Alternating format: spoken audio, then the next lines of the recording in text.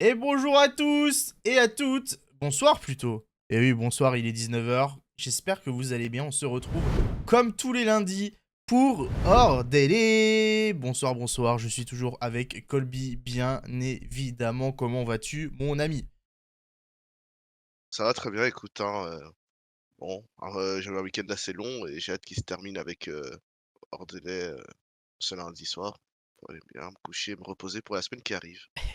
Et oui, comme tous les lundis, petit hors délai, vous avez l'habitude maintenant. On va parler des courses qu'il y a eu la semaine dernière, les courses qui arrivent cette semaine. On va faire un gros point UAE aussi, forcément. C'est l'actu du moment, les courses de ce week-end qui arrivent avec le week-end d'ouverture des classiques aussi. Bref, plein de trucs, des petits sujets d'actualité. Vous avez l'habitude maintenant, vous êtes dans le chat pour réagir. Et c'est également, ça sera ce soir en podcast sur Spotify, Deezer et sur la chaîne YouTube bien évidemment. Les 3 heures du match chez Styros.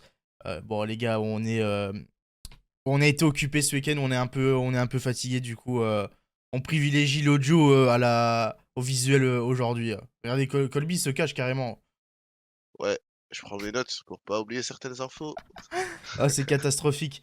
Bon, je vous proposais qu'on commence directement par les courses de la semaine dernière, même il y a quasiment 2 semaines, vu que le Tour d'Oman avait commencé il y a un petit peu de temps, hein, mais il était à cheval sur il y a 2 semaines et la semaine dernière. Il s'est terminé mercredi avec la victoire d'Adam Yates, tout simplement sur cette Oman Tour, ce Tour d'Oman. Et moi, je tiens à applaudir déjà, c'est que Colby a eu un bon prono. Bien joué, mec. Et ouais, mais C'est tellement ouais, rare, il c'était faut le le tap souligner quand même. non, mais c'était le tapping, j'ai appris des meilleurs, comment faire des tapines, donc voilà. Adam Yates en soi était le gros favori, hein, c'était attendu qu'il s'impose et c'était même, le seul gros leader qu'il y avait sur la course. Et ouais, il a concrétisé sur la seule étape où il fallait faire les écarts et avec une certaine aisance même sur, quand on voit faire son attaque sur Yann Heure dans la dernière étape. Ouais, du coup, pour revenir un petit peu sur le Tour d'Oman, c'était bon, c'était un petit peu l'enfer niveau diffusion, hein, c'était en matinée en plus, donc je sais pas si vous êtes très nombreux à avoir suivi la course. On a eu plusieurs sprints, première étape et début de Tour d'Oman avec Caleb Ewan qui s'impose devant Brian Cocard. Bon, bah, Ewan, on sait, ont beaucoup critiqué. Euh, bon, a raison, hein, forcément, vu ses résultats l'année dernière et même avant ce Tour d'Oman. Bon, là, bah, ça va, il va peut-être lancer sa saison là-dessus. Devant un bon Brian Cocard qui continue un petit peu ses places d'honneur comme depuis le début de l'année.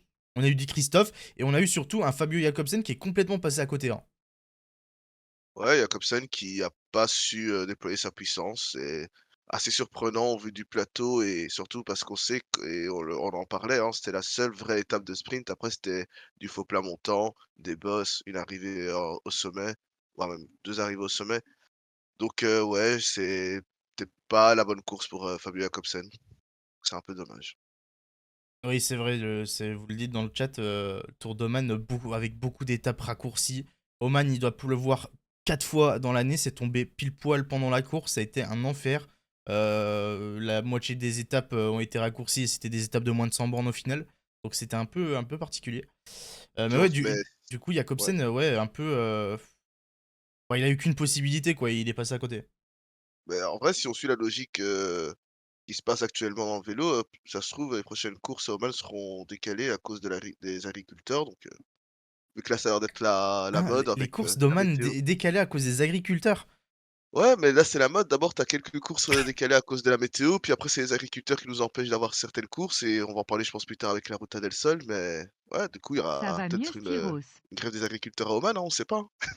Ah, les fameux agriculteurs d'Oman dans le désert, ouais. Ça doit être ça, ça doit être ça, ça doit être ça. Sinon, Ewan, t'en penses quoi là? Parce que c'est vrai que, bon, si on fait un petit point Ewan, on le sait, on l'a tellement critiqué, Ewan, même sur son tour de Under, il est passé à côté. Pff, bon, c'est plus le Ewan d'il y a quelques années là. Est-ce que ça peut enfin le lancer? Là, il va faire Milan-San Remo normalement. Bah, je trouve que c'est bien d'avoir gagné, tout simplement, et on on en parlait du fait que, ouais, justement, avait un peu manqué son Under. Et là où je suis assez content, enfin, c'est que le début aussi forcément, donc il y a peut-être aussi cette, image qu'il veut montrer, mais il est très, autocritique sur ce qu'il fait et il sait d'où il vient. Il sait qu'il y a eu des années compliquées avec, l'auto et qu'il doit reprouver à nouveau. Enfin, qu'il doit vraiment prouver à nouveau. Donc, ça, je suis assez content de voir ce mindset-là. Ensuite, ben, oui, on connaît le calendrier d'Ewan, on sait qu'il sera pas sur le tour cette année, que l'année prochaine, il y aura cette histoire de train entre Ewan et Groenewegen. Et ben, que dire de plus, hein? Ewan, faut qu'il gagne, faut qu'il prouve et ça passait par une victoire à Oman, il a conclu. Bon, il pourra dire qu'il a battu Jakobsen, même si Jakobsen n'a pas fait le sprint de sa vie, mais Bon, il a, dans le ouais, plateau qu'il a, ouais, il a battu Jakobsen était Coquard et favori, quoi. Christophe, quoi. C'est ça. Donc c'est pas non plus le gros plateau à battre, mais il a gagné, c'est le plus important. Ah oui, c'est toujours important de gagner, hein. Et de toute façon, Jakobsen n'avait qu'à être au niveau. C'est C'est exact. c'est Mais pas, c'est pas Jakobsen, son problème à Ewan si Jakobsen il passe à côté, hein. ouais, mais Jakobsen, faut pas oublier qu'il est dans une nouvelle équipe, il y a un nouveau Ah oui, c'est train qui va sûr. être mis à disposition pour lui, donc ça va venir, ça va prendre du temps et j'espère qu'on reverra le Jakobsen, tranchant et très bon qu'on a eu sur les dernières années. Est-ce que Tiens, je te pose une question. Je pose une question au chat aussi, parce que c'est un peu la vanne qui revient sur les sprinters qui quittent Soudal Quickstep et qui passent d'années où ils chopent 15 victoires, c'est les meilleurs sprinters du monde, et ils quittent l'équipe et pouf, plus rien, c'est finito, c'est aux abonnés absents. Est-ce que Jakobsen, on est sur un risque comme ça aussi?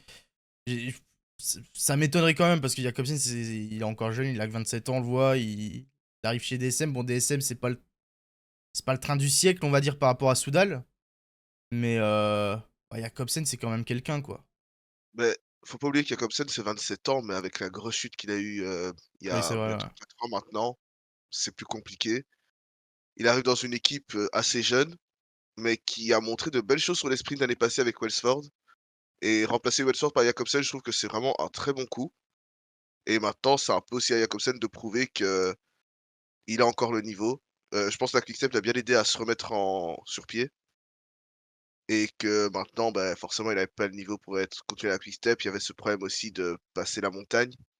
C'était il y a 2 ans, je pense, où Jakobsen était vraiment en perdition pour finir le Tour de France. L'année passée, il a abandonné, je pense et donc L'année faudra aussi voir. dernière, ouais, IDNS étape 12. C'est ça, tu vois? Et c'était Donc c'est aussi pas le le problème tour du siècle, quoi. et aussi, peut-être niveau psychologique, il y a peut-être toujours encore des séquelles par rapport à sa chute et des moments où il n'a pas envie de frotter et on sait très bien que les sprinters, c'est des fous donc je pense qu'il peut encore faire des points, des résultats. Gagner, il a encore la pointe de vitesse pour gagner, mais à voir si il y a ce truc, quoi. Il y a cette il y a ce tout est lié, quoi. Faut que tout soit lié, faut que tout soit connecté pour qu'il s'impose. Très bien, très bien. Ouais, la fameuse malédiction des sprinters qui se barrent de Quickstep. On verra ça. Bon, sinon, à Oman, il y a eu d'autres étapes aussi. Bon, ton meilleur ami, ton meilleur pote, Fisher Black, a été très très fort. Il avait déjà gagné quelques jours avant sur la classique Muscat. Quasiment sur le même profil en plus, enfin sur le même type, quoi. C'était pas une arrivée au sommet sur la Muscat classique, mais c'était le punch sur le sommet qui fait la différence, quoi. Ouais, bah, c'est ça, que dire de plus? Pour moi, l'étape ressemblait un peu, à ce qu'il a proposé sur le Tour de Sicile l'année passée, où il y a le train UAE qui est mis et au final, il était meilleur que ses lanceurs. Là, cette fois-ci, c'était plus lui qui était à l'arrière en leader à lancer, il a conclu comme il fallait. Ulissi fait 3e sur l'étape, hein, pour montrer aussi que UAE avait une bonne équipe sur cette course. Ouais. Adam Ouais, Yates fait Yates 6e 6 aussi. forcément, qui perd pas de temps du coup, au classement, enfin qui prend pas de bête cassure. Donc pour dire aussi que UAE arrive avec une très solide équipe et que sur des courses comme ça, ils ont aussi une belle armada. On parle souvent de Hirschi qui est présent pour tout ce qui est profil ardennaise. Bah, Fischer Black aussi. Et je pense que toi, tu as envie d'en parler aussi dans un profil type Flèche Wallonne. Tu as envie de le voir là-dessus. Et Quoi, mais Ulissi aussi. ça c'est toi, ça. Euh, y a- Oui, peut-être que je le remets sur toi aussi, c'est vrai. Ah, Mais il a tout je pense rejeté que, sur moi, oh. ouais, c'est un bon profil pour la Flèche Wallonne. Ulissi, c'est un gars qui a déjà fait aussi un podium de Flèche Wallonne par le passé. Donc je pense qu'en termes de puncher, c'est aussi très très solide lui et à surveiller pour la semaine ardennaise. Et Lamperti qui fait une deuxième place là-dessus, c'est très surprenant aussi, hein. On l'a vu Ah ouais, sprinter mais tout on va en parler du duo Lamperti-Magnier aussi, parce qu'ils ont encore été hyper forts à Oman. Juste, je reviens sur Fisher Black. Là, on va l'attendre et ça va être une toute autre course que la Loulatour, Muscat Classique et compagnie. C'est sur Paris-Nice. Donc, c'est sa prochaine course, là, dans un peu plus de 2 semaines. Donc, ça va être. J'ai bien hâte en vrai. J'ai bien hâte de voir ce que ça va donner. Est-ce ouais. qu'il va réussir à aller chercher quelque chose, sortir du lot ou quoi ça peut être sympa, hein, parce il est tellement dans une belle forme. et aussi ce qui est intéressant, il est en fin de contrat, j'ai envie de voir quelles équipes vont sauter dessus. Parce que là, il enchaîne c'est un gagnant en fait, tout simplement et bah, dans au vélo, ce que les sponsors aiment, c'est les gars qui gagnent donc j'ai envie de voir quelles équipes vont se mettre dessus et mettre l'argent. Il vient de bons centres de formation, il est passé par la Jumbo Développement, hein, à l'époque donc ouais, on sait que c'est un gros potentiel, il est en train de prouver quoi donc voilà, c'est cool. Donc voilà pour Fischer Black. Bon, t'as parlé de Lamperti. Le lendemain, c'est la première étape qui a été un petit peu ralentie et abaissée à, bon, on le voit, 76 km seulement de course. Paul Magnier qui gagne devant Lamperti sur un sprint un peu bizarre, un sprint en faux plat montant, un peu avec des petits pourcentages dans le dernier kilomètre. Et de base, il y a des petites vidéos qui avaient circulé après l'étape. Paul Magnier, c'était censé être le lanceur de Lamperti. Et au final, bah, il était tellement fort et il a tellement mis misère aux autres que bah, il a tenu et nouveau doublé comme ils avaient fait sur l'un des trophéos en tout début de saison fin janvier. Du coup, Mani qui regagne déjà. Ouais, hein, ça devient la nouvelle petite coqueluche, du peloton français, hein, faut le dire. Parce que aussi jeune, aussi fort et qui gagne autant, en plus dans la bonne équipe, dans les bonnes dispositions, on en a déjà parlé pendant tout le mois de janvier, hein, mais il est dans l'équipe pour gagner sur les sprints. Il le dit dans une interview, hein, qu'il a les watts pour battre Merlier au sprint, qu'il a déjà montré. Il se dit encore un peu puncher, enfin il se dit encore puncher et qui sait sprinter. Moi je pense vraiment que son potentiel c'est un pur sprinter mais qui sait passer des bosses, hein. Et là je pense qu'aujourd'hui, bah, c'était vraiment la conclusion de ce que bah, un peu, ouais c'est un peu l'étendue de son niveau, quoi. Moi, par contre, j'aurais tendance. Alors, c'est peut-être que mon avis, je suis peut-être à côté de la plaque, mais même si Mani et Lamperti viennent de la même équipe, euh, bah, moi je me dis attention quand même, la gestion des deux. Ouais, Parce que les mettre les deux sur les mêmes courses, ok, mais si à chaque fois que Magnier doit faire le poisson pilote pour Lamperti et qu'il joue au dernier moment en soum-soum un peu sa carte de leader, je pense que ça peut créer des problèmes sur le long terme entre les deux. ouais, je suis Lamperti, au bout d'un moment, il risque de lui dire mon gars, t'es bien sympa, mais bon, tu vas pas me les voler tout le temps, quoi. non, c'est sûr. Après, il peut se passer l'optique où Magnier et Lamperti sont 2 sprinteurs principaux de l'équipe, ils ont chacun leur train dans l'avenir. Alors il y a l'autre optique où tu en as un des 2 qui quitterait la Soudal Quick-Step et c'est tout aussi envisageable, mais s'il faut jouer à ce jeu-là, je pense qu'avec Quick-Step, gardera Magnier parce que Magnier m'a l'air vraiment très, très, très, très fort sur les sprints. Magnier, il est en contrat jusque 2026, il a signé 3 ans. Et Lamperti, il est en contrat jusque 2025, lui, par contre. Il en signé que 2 ans. Ça donne Voilà, peut-être déjà une idée de l'importance ça des deux pour l'équipe. et à noter encore un podium de Coquard, hein. Je pense que Coquard derrière, les 2 était vraiment le meilleur sprinter, sur cette course. Ewan a gagné la première étape, après on a vraiment plus vu Ewan alors que Ewan des fois quand ça grimpe, enfin et quand c'est des petites bosses comme ça, il se la donne et il fait des résultats. Là, Coquard a vraiment été le plus régulier derrière les 2 quick step et c'est cool aussi de voir Coquard être régulier. C'est quelque chose qu'on lui a beaucoup reproché de pas être régulier, là il a Ouais. été, c'est cool. Non, non, c'est bien pour lui, c'est bien pour Cofidis aussi, qui s'est un peu fait dépouiller au mercato. Ils sont en danger, donc niveau points ici, c'est bien là. Coquard, il est matché un flow un peu là. Parce que si t'as pas Ouais, Coquard qui fait toutes ces places là, c'est. Ah, c'est ouais. plus en danger, c'est grosse crise, je pense. Bah, surtout que étape 4 on va y aller, mais tu vois déjà les 4 premiers d'étape, c'est les concurrents de la enfin les 3 premiers c'est les concurrents de la Cofidis avec, Arkea, Capiot, Schelling Astana et Jayco, de Pretto. On a vu que Jayco était pas non plus super en termes de points. Je pense que Simon Yates sauve beaucoup avec les classements généraux, mais, du coup là Jayco, dès qu'il y a une erreur de Simon Yates sur, classement par étapes, sont mal dans les points donc, voilà, tu vois que les concurrents mettent des points aussi, tout le monde met des points et cette lutte pour, le World Tour, est très, très, très intense. Ouais, Capiot, belle victoire, hein, Arkea, ça va lancer un petit peu leur saison aussi à eux. Euh, Ils s'imposent devant Schilling de Preto. J'avoue, j'aurais pas misé sur une victoire de Capiot sur le Tour d'Oman là. Surtout vu l'adversité qui en soi sur papier était vraiment pas mal. Ouais. Mais très solide, hein. Franchement, je l'ai trouvé très très fort dans un gros sprint disputé avec Schilling. Ouais et on sait que Schelling aime bien les sprints comme ça, donc non, c'est vraiment fort et c'était la semaine passée, je pense qu'on en parlait un peu et je disais qu'il revenait d'une très longue blessure en 2023. Il a roulé en fin de saison et que s'il pouvait retrouver son niveau, c'était très intéressant pour l'Arca parce que c'est un bon sprinter, il est bon sur les classiques et il a un bon coffre. Donc là, c'est de bonne augure. Et enfin, bon, on termine l'étape de montagne, hein, l'étape qui a tout décidé pour le général, qui était encore raccourcie. On a l'impression de... C'est marrant, tu regardes l'étape, t'es pas au courant de ce qui s'est passé, des annulations, des raccourcissements et tout. T'as l'impression que c'est une course junior le truc. Tous les jours, c'est des étapes de 70 bornes.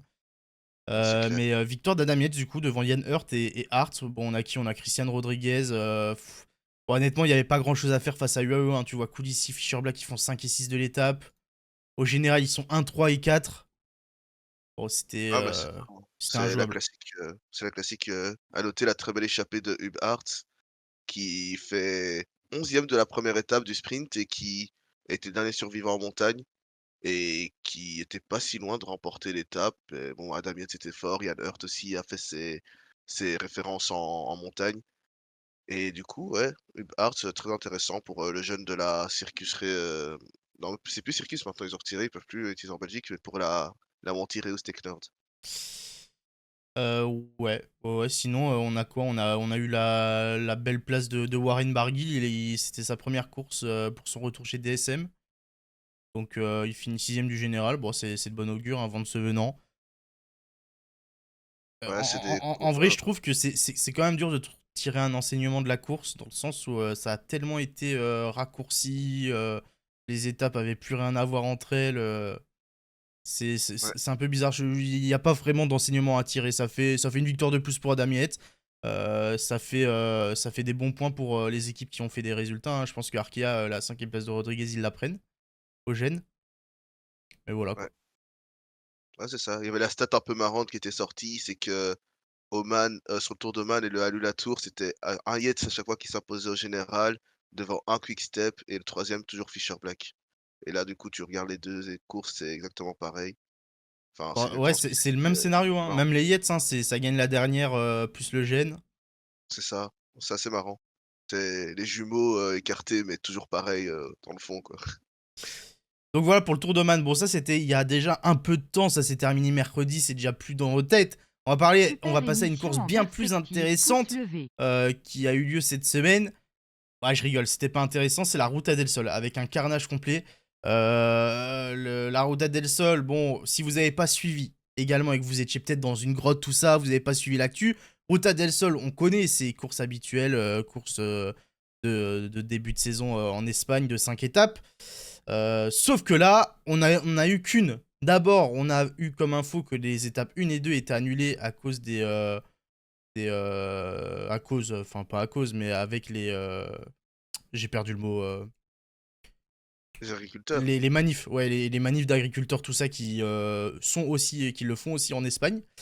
D'ailleurs, on en parlera peut-être, mais ça peut peut-être poser problème aussi. C'est en Belgique, hein, pour les classiques de ce week-end. Ouais. On, Il y a eu un on accord le verra, avec, mais le gouvernement flamand, ok. donc ça devrait aller, mais faut toujours faire attention, ouais.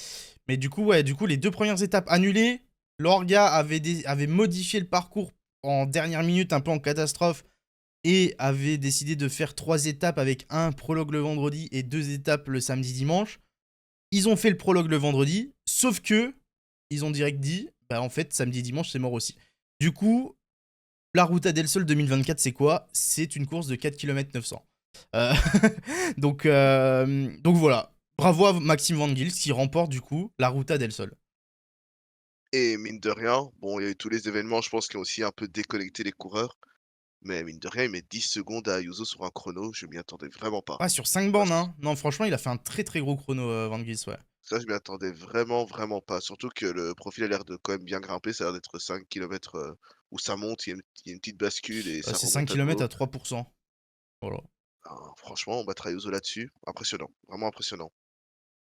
Et ouais, que dire de plus? Ça me permet aussi un peu de dire que, ouais, tu sais, les courses d'une journée ou même, les courses par étapes de chrono comme il y avait avant avec la Hammer Series, ça me manque en vrai. D'avoir juste, des chronos, un peu plus de chronos comme ça qui soient mis dans le calendrier, c'est pas plus mal parce que je pense que certains coureurs ont besoin de se tester en chrono Oh, les spécialistes chrono, ils ont pas beaucoup de courses à se mettre sous la dent dans tous les cas, hein. et et même leurs courses, heu, les courses où ils vont parce qu'il y a un chrono, les chronos sont de plus en plus courts, c'est du 20-25 kilomètres max et c'est pas assez quand tu vois que les championnats du monde, c'est 45 kilomètres à chaque fois. Donc ouais, ça manque de quelques courses en chrono et bon là, bon, c'était pas le moment et c'était pas la Startiste non plus, mais Bah ouais, d'ailleurs, c'est ils ont dû faire le chrono avec leur vélo de base. Parce qu'ils arrivent, les équipes, ils arrivent là-bas en Andalousie. Bah, et de base, il n'y avait pas de chrono sur le parcours, donc ils se retrouvent un peu en mode. Enfin, c'était un peu particulier, quoi. Ils se retrouvent un peu en catastrophe, en mode, bah vas-y, on va faire le chrono, mais bah, on n'a pas les vélos, quoi. ouais, non, c'est clair. Bon après, vu le profil, je pense que ouais, peut-être sur du 3 je pense que si tu peux quand même prendre tes vélos, Ouais, de si, chrono. je pense que tu le prends. Ouais. Mais ouais, au final, Van Gils qui s'impose, c'est non, c'est on va retenir ça, Van Gils qui remporte un classement général en 8 minutes. Et au Ouais, niveau des points SCI, je pense que tu avais regardé, du coup, ça a été considéré comme une course normale, en fait, pas comme ouais, ouais, mais course par équipe. c'est même pas considéré comme une classique, c'est juste considéré. Ils ont juste donné les points pour les 5 premiers, bah, comme ça aurait dû être pour l'étape en elle-même, quoi. Parce que OK. c'est vrai qu'à un moment donné, il y avait eu un flou au début sur les points, c'était un peu perturbé. Ils avaient, sur les classements, on voyait que les points avaient été mis comme s'il avait gagné le général Van Gils. Mais bon, au final, bah, c'est logique, hein, ça aurait été un peu un braquage, on va pas se mentir. Ouais. Euh, Surtout quand je vois que Cepeda pour Carole, par exemple, fait 4, je pense que les autres Conti Pro auraient un peu râlé, quoi. Ouais, encore l'auto maintenant, ils sont assez loin devant avec tout ce qu'a fait tous les travaux d'Arnaud Delis. Mais ouais, je pense que c'est mieux comme ça quand même de enfin, Lucie a bien géré cette décision, faut aussi le souligner quand ils prennent de bonnes décisions, hein. Donc Exactement. voilà, on Du peut coup, voilà, passer on n'a pas à grand-chose d'autre à dire sur le Tour d'Andalousie, hein, ça n'a pas eu lieu. Donc, on verra bah, pour en l'année vrai, prochaine hein, sur cette course, hein, mais... le seul truc en plus que je peux dire, c'est que je suis très content que du coup Ayuso ne gagne pas parce que on était à ça qu'il remporte le truc et Ah, voilà quoi, ça aurait fait un point en plus pour toi. il aurait été contesté celui-là. Ah, c'est clair, Il aurait été tu me connais, contesté. tu me Du connais, hein. coup, bah, on passe à la suite, hein, voilà pour la Ruta del Sol, si vous n'avez pas suivi les événements. On a les courses en France, bien sûr. Il y avait la classique VAR vendredi, le Tour des Alpes-Maritimes samedi, dimanche. Encore une fois, je le répète, mais comme ça, si vous n'avez pas suivi, que vous suivez pas tous les réseaux, vous êtes forcément pas au courant. Avant, on avait le Tour des Alpes-Maritimes et du VAR. À partir de cette année, ils ont décidé de séparer. On a la classique VAR qui est une course à proprement parler, c'était la première édition du coup, et juste le Tour des Alpes-Maritimes le samedi et le dimanche en 2 étapes. Du coup, classique VAR vendredi avec un scénario assez spécial, assez marrant, avec un final qui a fait beaucoup parler sur les réseaux, puisque c'est Martinez qui s'impose, mais après un loupé mais monumental de Johan Essen. On le voit, il pense que quand il arrive au sommet, il a course gagnée normalement, hein. Il a été trop fort, rien à dire. C'était le plus fort ce jour-là. Je sais pas, en fait, je sais même pas comment c'est possible qu'il ait confondu. Parce que je sais pas si t'as vu la vidéo qui a tourné un petit peu sur Twitter, mais en gros, on voit que avant le dernier virage et le petit replat où il y a la ligne, il y a une arche métallique au niveau du Ouais, j'ai cru virage, et genre c'est à 50 mètres de la ligne. Et genre, je sais pas, il a cru que la ligne c'était l'arche métallique, sauf qu'il restait 50 mètres après. Euh, ouais, c'est bizarre et en plus, le plus marrant, c'est que ni Bardet, ni Johannessen voient Lenny Martinez arriver derrière, qui arrive vraiment comme une bombe et du coup, ils sont en mode: «Mais what?» et ils sont vraiment tous les 2 comme ça en mode: «Mais il sort d'où?» tu vois? Et pourquoi il sprint? Et du coup, ils ont compris trop tard que ouais, beh, la ligne d'arrivée était plus loin et que du coup, Lenny Martinez s'impose et sauve enfin, c'est une course, de retour, hein, c'est une course de préparation, mais sauve un peu, la Groupama FDJ et cette tactique de mettre les 3 leaders sur la course. Ouais, je suis pas. Moi, j'étais pas forcément fan de mettre les trois sur la même course. Surtout que t'as le. Bah, en parallèle, t'avais. Je sais pas, tu pouvais peut-être mettre l'un des trois sur l'Algarve. Je sais pas. Enfin, mettre les trois, je voyais pas trop l'intérêt. Après, ça va que pendant la course, je trouve qu'ils ont bien joué le coup. C'est-à-dire Ouais, qu'envoyer Grégoire et Godu foutre des menaces à répétition pour fatiguer tout le monde, c'est ce qui a sûrement permis à Lenny de gagner d'ailleurs. Bah, je trouve que ça va, ils ont pas mal géré parce que bah, bah, il y a souvent eu des courses, surtout en début de saison en France, les courses de février où au Groupama ça emmène l'armada, c'est les archi favoris et ils terminent à faire 4, 7 et 8 quoi. ouais, Là ça va. l'année passée, ils l'ont fait, bah, justement sur, c'était le Tour de Varennes-Maritime. Tu voyais l'armada Grégoire, Gaudu, Martinez. Madouas, et tu vois que le leader à la fin c'était Geniez qui fait top 5 du général, tu fais: «Bah non en fait», enfin, surtout que maintenant on en parle beaucoup des courses de reprise, mais ça existe de moins en moins les courses de reprise où tu arrives et tu t'échauffes tout ça. En tant que course de reprise, tu gagnes en fait, et du coup, ouais, là Gaudieu était très fort. Grégoire a c'était peut-être un peu trop long, trop compliqué pour lui, mais je pense que plus tard c'est le genre de col qu'il arrivera à faire. Et ouais, il y a eu des noms intéressants dans ce top 10 au final, hein. Je vois du Simon Dalby, de la UNOX, c'est un très bon jeune vainqueur de la course de la paix l'année passée. C'était très intéressant de le voir là, un peu en lieutenant pour Johan Essen, et il y a aussi du Kevin Vermaak, fidèle lieutenant pour, Romain Bardet. Donc ouais, c'est des beaux noms, c'est cool, de la jeunesse aussi qui était là, et une belle course, enfin, une belle arrivée.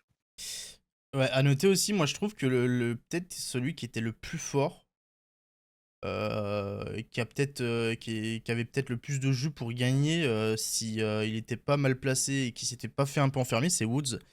Il termine quatrième à une seconde, mais avec bah, justement cet enchaînement d'attaques de David et de Romain. Par moment, il était un peu gêné, il était un peu loin niveau placement, c'était pas tip top.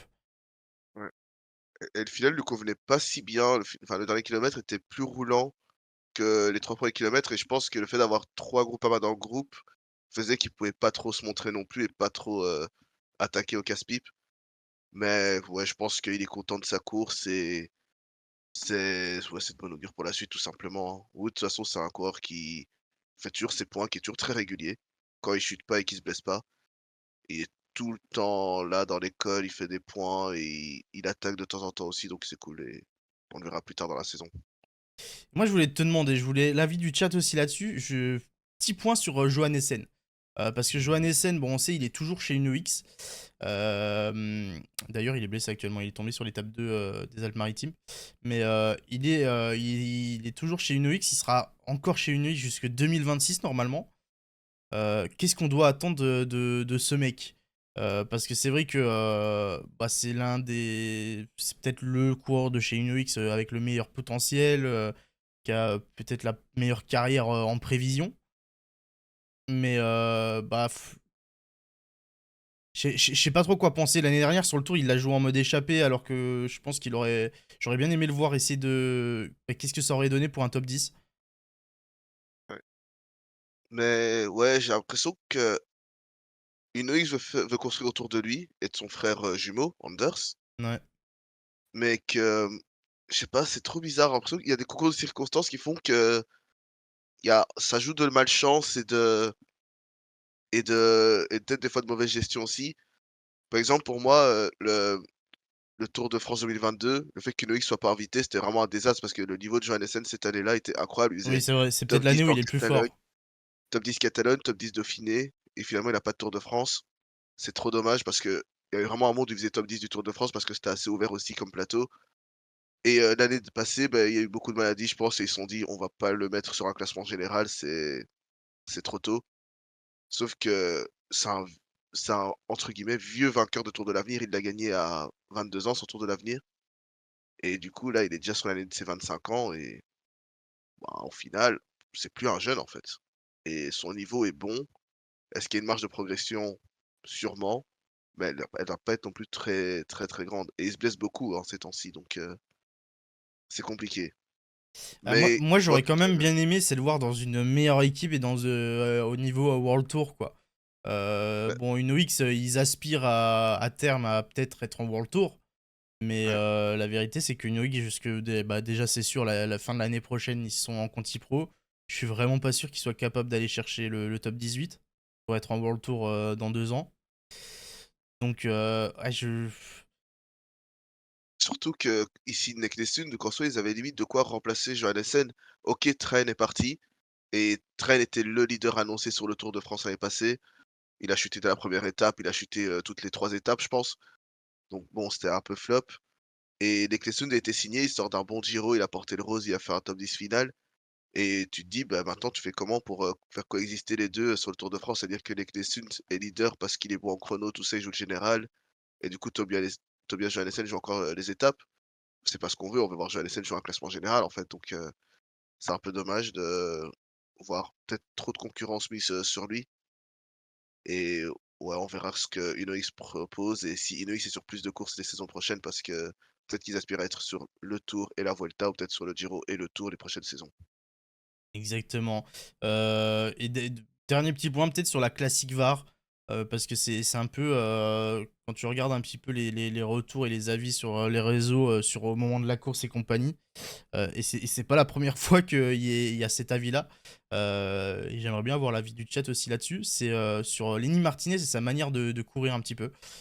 Euh, Parce que, bah, encore, moi, ça m'a pas choqué et je trouve même qu'il a extrêmement bien couru. Tactiquement, c'était quasiment parfait ce qu'il a fait. Mais c'est vrai que quand tu regardes les avis, je suis en mode attention Lenny, niveau image, il y en a beaucoup qui commencent à le prendre pour un rat qui collabore pas avec les gars, qui passe ses relais. Non, c'est sûr et l'année passée, Bardet l'avait pas mis en garde, mais il avait déjà un peu parlé de ça, du Ouais, fait ouais, sur la qu'il Volta, il y mettrait pas avait le eu relais le petit truc avec Bardet aussi, ouais. et bah, du coup, Bardet était encore là sur la course et il l'a vu, hein, donc je pense que déjà s'il a pas le drapeau français, il se fait insulter sur les réseaux, pour sa façon de courir déjà, Ah ouais, je sais pas, mais moi ça m'a pas choqué un samedi, hein, samedi et non, vendredi, pardon. ça m'a pas C'est pour ça choqué, mais quand j'ai vu tous les commentaires là, sur ce truc-là, je me suis ça dit, choque pas parce qu'il y a vraiment le coup de ils sont à 3 et face à 5 autres coureurs et forcément ils sont en supériorité numérique. ouais, peut-être, ouais. Mais ouais, il a pas le drapeau français, je pense qu'il se fait un peu incendier en mode: «Mais quel rat, il met pas un relais, il est tout en queue de peloton à chaque fois, il fait rien» et puis d'un coup il te sort un sprint. En plus, tu vois le sprint qu'il fait, tu dis: «Mais il aurait pu limite tenter de plus loin, il aurait pu faire exploser, ça aurait été un truc de fou aussi, quoi». Sauf qu'il en a pas mis une seule et il a juste tout conservé pour le sprint et on l'a dit, heureusement il s'impose parce que Johannessen s'arrête trop tôt, il pense que l'Arche est 50 mètres trop tôt. Donc ouais, attention pour la suite, pour les courses, plus relevées. Si co enfin, j'espère pour lui qu'il y aura pas non plus cette image de gare, un rat, Quand, du peloton qui ne fait pas le relais. quand il gagne au Ventoux, je me souviens qu'il y avait aussi, c'était un peu ressorti par les autres coureurs du groupe qui étaient en mode, ouais, il aide pas beaucoup, il saute un peu. Après, moi, je me dis, il y a eu beaucoup cette image aussi et ce truc de les jeunes coureurs français où les Français n'ont pas le vice pour gagner. Et, et ce côté-là, bah, moi, je me dis, bah, lui, je sais pas si c'est du vice, mais enfin, je me comprends quand je dis ça. Mais lui, contrairement aux autres Français, peut-être, il a ce petit truc pour aller chercher la victoire, quoi. Ouais, mais j'aime bien ce que Eclov dit dans ton chat, opportunisme, en fait. Je pense que c'est le bon mot Ouais. pour ne pas être dans le malsain du vice. Je pense que l'opportunisme, c'est le bon mot et ouais, ça marche pour le moment, tant mieux. Mais après, ouais, s'il commence à se faire connaître, les gens vont savoir qu'il est en train de ratonner, qu'il va en mettre une et que, bah, il faut juste être plus puissant que lui. Surtout que au final, Martinez, c'est un poids plume. Déployer plus de puissance sur un sprint que Martinez, je pense que c'est faisable pour, beaucoup de monde dans le peloton. On va voir cette semaine, il fera le Grand Camino, donc à partir de jeudi. Donc ça va être intéressant face à l'Armada Visma Lease a Bike. On va voir comment il s'en sort. Et je vois, il a eu. Bah, c'est quasiment le même programme que l'an dernier en fait. Je capte là. Catalogne, Romandie, va Ouais, retourner sur la Volta. la différence il va pas sur le Giro cette année? Non, il fait que la Volta. Non. Il fera le Tour de Suisse. Il me semble pas qu'il y était l'an dernier au Tour de Suisse. J'ai peut-être une connerie. Non, il était sur le Dauphiné Ouais, l'année c'est ça, passée. ouais. Ouais, c'est pas mal et du coup, peut-être qu'en Suisse, il sera unique leader pour la Groupama, peut-être que sa façon de rouler sera différente aussi, à voir. Donc ouais, ouais, c'est intéressant d'en parler. Exactement.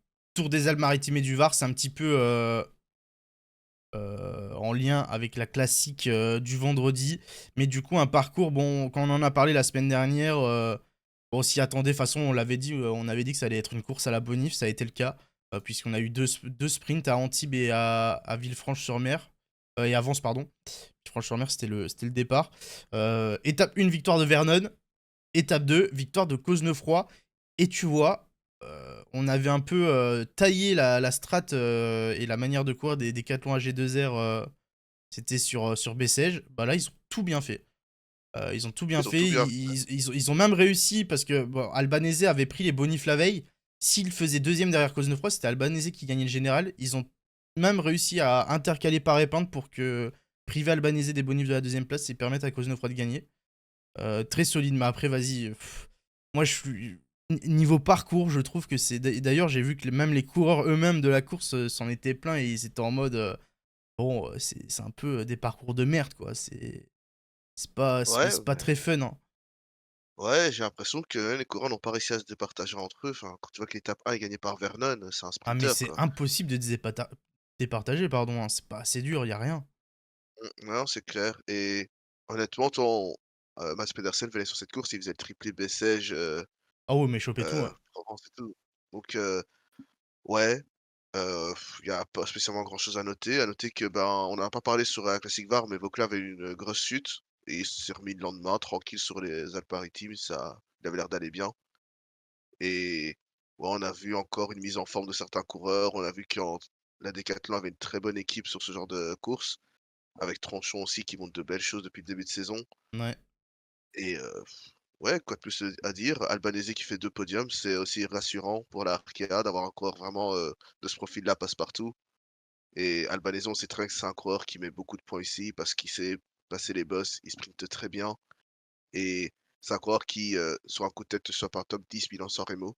Ça aussi, c'est important donc ouais, c'est pas mal. Il y a eu quelques noms, dont on qu'on a découvert, notamment du Jordan Gega aussi chez Total, c'est cool.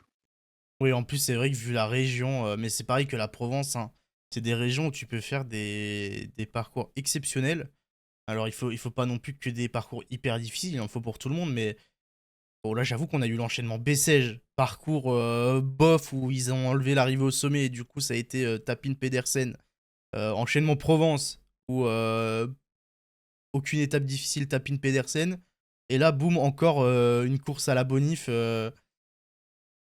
Bon, ça fait beaucoup. Ouais, c'est J'avoue que sûr. les courses par étapes françaises du mois de février n'ont pas été des plus incroyables, quoi.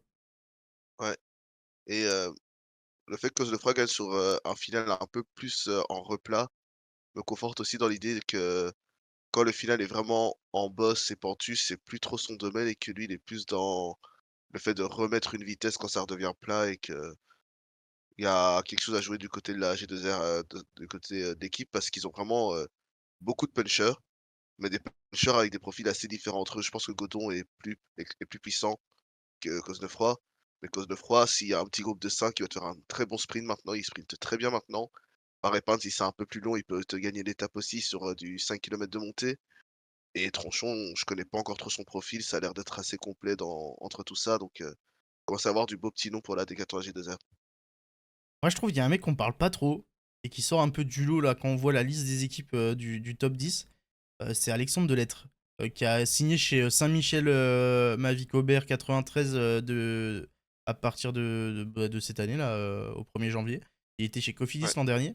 Et pour Saint-Michel, c'est une très très bonne recrue. Et sur les courses de ce début de saison, Delettre, bah, il prouve qu'ils ont un peu eu raison, hein. Il a fait une belle place à la Provence sur l'étape difficile à Manosque. Là, il fait quatrième du général en étant dans le bon coup sur les deux jours. Bon, pour une équipe comme Aubert, c'est sympa, quoi. ouais, mais c'est là que tu vois que c'est un coureur qui était en World Tour, hein, mine de rien, qui méritait quand même une place plus haut et pour moi, ça montre aussi qu'il manque des équipes françaises en Conti Pro, tu vois? Il y a 4 équipes World Tour françaises, mais peut-être 2-3 équipes avec un budget assez limité où du coup, c'est un peu dans l'entre-deux avec la Conti Pro. Mais quand tu veux te maintenir dans le World Tour, tu peux pas garder certains coureurs et notamment Alexandre Delettre et tu te retrouves, bah, c'est un coureur qui se retrouve dans une Conti alors que honnêtement, il a un niveau Conti Pro, mais largement, tu vois? Ouais, mais après, Et t'inquiète, dans 2 ans, il y en a plus que deux en World Tour des équipes françaises. peut-être même une, hein. Ouf. Ouais, vu comment ça part Decathlon, je me fais pas de soucis pour eux en vrai. Par contre, Ouais, pour pour moi, c'est l'équipe Arkeaikov, la un plus peu sereine. plus de soucis. Ouais, non, c'est sûr. Donc ouais, ça faudrait que des équipes redescendent en Conti Pro en France parce que le vivier français, on en parle et j'ai fait une bonne heure là-dessus, hein, mais il est énorme et si vous voulez, je referai un truc là-dessus avec des coureurs un peu plus jeunes et moins, sous le feu des projecteurs, hein, mais il y a un gros vivier et je pense que le niveau Conti Pro est bien aussi pour faire l'entre-deux. Je vois aussi beaucoup de battants de français et qui vont en DN1 pour aller faire, leur gamme et le niveau de la DNA aussi est très élevé. Tu vois des coureurs qui passent de DNA à Conti Pro ou même de DNA directement à Conti, mais voire direct après la World Tour. Je pense qu'il manque un peu ce step Conti Pro pour les mettre dans l'entre-deux et même, pourquoi pas avoir une wildcard pour le Tour de France, en fait, tout simplement. Ouais, ouais, ouais. Donc voilà pour ce Tour des Alpes-Maritimes 2024 qui voit Cosnefroy gagner. Bon, c'est bien pour Cosnefroy, il avait pas gagné l'année dernière, saison blanche. Je crois sa dernière victoire c'était Québec 2022. Je crois que j'ai vu passer. Ça, il y a quelques podiums sur des courses, intéressants, notamment Flèche Brabançonne, mais il n'a plus gagné depuis 2022 avec Québec, ouais. Donc c'est pas mal. Et enfin, la dernière course de la semaine avec le Tour d'Algarve qui pour le coup a été intéressant. On n'a pas eu d'étape raccourcie, d'étape annulée, tout ça, tout ça. On a eu franchement une très très belle semaine avec bon, un scénario qu'on attendait quoi. La victoire de Remco Evenepoel au général grâce notamment au chrono et l'avance qu'il a pris sur celui-ci. Devant un Martinez très très fort. On va en parler de Martinez qui revient très très fort dès ce début de saison. Et Tradnik qui continue sur sa lancée troisième. Ouais, bon le Remco qui s'impose, je pense que c'était prévisible. J'avoue, j'ai fait un peu le coup en disant Van Aert, tout ça. Au bout d'une journée, il a sorti le coup du «Je joue pas le général, je sprinte pas, machin chouette». Au final, il attaque à 50 kilomètres sur la dernière étape, il gagne un sprint massif. Donc lui-même, il Oui, savait pas ce bah, qu'il voulait, hein. après le Van Aert qui dit je joue pas le général, mais sur la deuxième étape, tu dois faire les bonifs à 10 km de l'arrivée et qui Ouais, c'est s'accroche ça. comme un mort sur le sommet. Et le lendemain, il te fait un chrono poussif, en mode, je l'ai pas fait à fond. À un moment, faut arrêter, tu vois? Je comprends pas trop Ah, comment ne il a prends pris pas des pour des jambons, Wout. et bon, bah, du coup, Remco était l'option, de sécurité, clairement, c'était le favori et on va en parler, hein, mais du coup, Remco qui gagne, mais sans même gagner une seule étape de montagne de boss, c'est très, très, très surprenant et encore plus quand on sait que ni Vingegaard, ni Pogačar, ni même Roglič ont repris la saison. C'est vrai, c'est vrai, c'est vrai. Avant de parler peut-être des étapes de montagne, revenir sur les deux étapes un peu plus faciles, les deux sprints qu'on a eu avec la victoire de Tyson sur l'étape 1 et la victoire de Van Aert, même il nous avait dit qu'il allait pas sprinter sur la troisième. Tyson, tu l'avais. C'était ton prono pour l'une des classiques en Espagne, je crois, le week-end Ouais, je d'avant. pense. Je pense que Bon, c'était il gagne Almeria, là. ouais. Il gagne là devant Vandenberg et Jordi Meus. Bon, il y avait pas non plus un plateau de dingue niveau sprint, mais bon, il y a du Demar, il y a du Meus qui a gagné sur les champs l'an dernier. Il a Euh, battu Van Aert au sprint après, écoute, Van Aert sur le avait pas papier, fait le sprint, je crois, sur l'étape 1. ouais, c'est vrai qu'il a vraiment pas fait le sprint, il était assez loin, mais bon. Après, il y a quand même un beau plateau sur à côté, mais Tyson, c'est vraiment un coureur qui a une bonne pointe de vitesse, qui est vraiment très rapide, mais qui a du mal à tenir, son rang dans le dernier kilomètre et souvent, c'est ce qui fait défaut. Bon, il y a une très bonne pointe de vitesse et même sur la troisième étape, tu vois qu'il perd parce qu'il était peut-être un peu trop confiant, il lance de trop tôt et il se fait débouler sur les 50 derniers mètres par, 3 gars qui ont plus de coffre que lui. Bon, j'allais dire, bon, Demar fidèle à lui-même, mais j'avoue, la première étape, je pense que c'est peut-être l'étape où il l'avait plus dans les jambes, mais bah, pour une fois, c'est pas de son ressort, c'est un peu Sénéchal qui fait de la merde. Dans mes souvenirs sur dans le dernier kilomètre au moment de lancer Demar. Sinon, je pense qu'il pouvait aller potentiellement la chercher, ou en tout cas, il se battait avec Tyson. Ouais, ouais, c'est vrai que le Trarca était pas très bien organisé. Il était là, présent, mais pas organisé et du coup, ça a un peu, gâché. Il y avait peut-être un coup du kilomètre à jouer du côté de Donavan-Grondin, parce qu'il avait l'air vraiment très fort, en tout cas, ce jour-là et pour le pistard, bah, c'est intéressant de voir qu'il est aussi à bon niveau et qu'il peut être mis dans un train pour Arnaud Démare donc voilà. Ah, et du coup, l'étape 3, on l'a dit, avec Van Aert qui gagne devant Rui Oliveira et Mayrus. C'est quoi cet accent? Marius Mayrofer, Tyson 4ème, Bicheguer 5ème qui a été se frotter au sprint. Donc, bah, Van Aert, voilà, hein, tu l'as dit, il dit ouais, moi je fais pas les sprints, moi je joue pas le général. Au final, il est arrivé, il a quand même chopé son étape. C'est sa première cette saison, hein. Donc, Ouais, bon, surtout il y a eu une chute derrière lui au kilomètre, tu vois? Donc oui, tu te oui, dis: oui, c'est «Bah, vrai, il y a eu la grosse chute, ouais. monsieur veut pas prendre de risques, mais il y a quand même une chute derrière lui, il aurait pu se la prendre». Enfin, là, je t'assure, c'était à ne rien comprendre avec Van Aert sur cette course. Bon, il va prendre sa victoire, c'est important pour la confiance et pour l'équipe Visma qui a besoin de enfin, pas qui a besoin, mais tout le monde doit gagner, quoi. Ils ont beaucoup de leaders, je pense que tout le monde a envie de gagner dans cette équipe et faut concrétiser dès qu'ils en ont l'occasion. Ouais, et du coup, on va en parler plus en détail. C'est les deux arrivées au sommet, course de côte slash puncher, grimpeur, sur l'Alto da Foya et c'est quoi l'Alto de Malao, où Ouais, Martinez tape deux fois Remco. Et franchement, ça, tu vois, c'est un truc que j'avais pas vu venir parce que, bon, Martinez, il avait eu ses grosses années, on va dire. Bah, c'est 2020 où il gagne le Dauphiné, 2021 où il est équipier de Bernal, où il fait un énorme Giro. Mais là, franchement, il revient au premier plan après des années où il était un petit peu en deçà. Il devait être leader pour Ineos à la base sur un Tour de France. Bon, il passe complètement à côté, il fait n'importe quoi. Là, il arrive chez Bora et je pense que le changement d'équipe lui fait du bien. Et franchement, je serais bien content de revoir le Martinez de 2020 en tant que leader. ouais, mais Martinez, c'est vraiment l'histoire de c'est une trajectoire un peu, c'est un peu une trajectoire à la Bernal, tu vois? Il a tout le temps chuté, sauf que, heu, Bernal a eu ses victoires avant, il a gagné le Tour de France et tout, donc il y a toujours eu cette confiance qui faisait qu'on pouvait le mettre leader. Martinez, c'est le leader qui, dès que c'était son heure, il y avait un problème. Tu as parlé du Dauphiné qui remporte. C'était une très belle course qui a été remportée, bon, au détriment des Français, on se rappelle Pinot 2e, Guillaume Martin Oh là 3e. là là là, il rappelle les souvenirs. Et au final, sur Tour de France, il devait être leader pour la IF. Il chute étape 2, l'étape de Nice, Turini, tout ça. Et du coup, classement général foutu. Vuelta 2020, pareil. Il chute étape 1, classement général foutu. Puis après, il y a le transfert chez Ineos où c'est un très bon coup.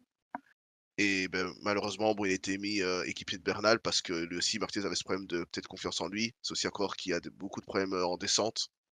Et forcément, ça aide pas à la confiance, tout ça.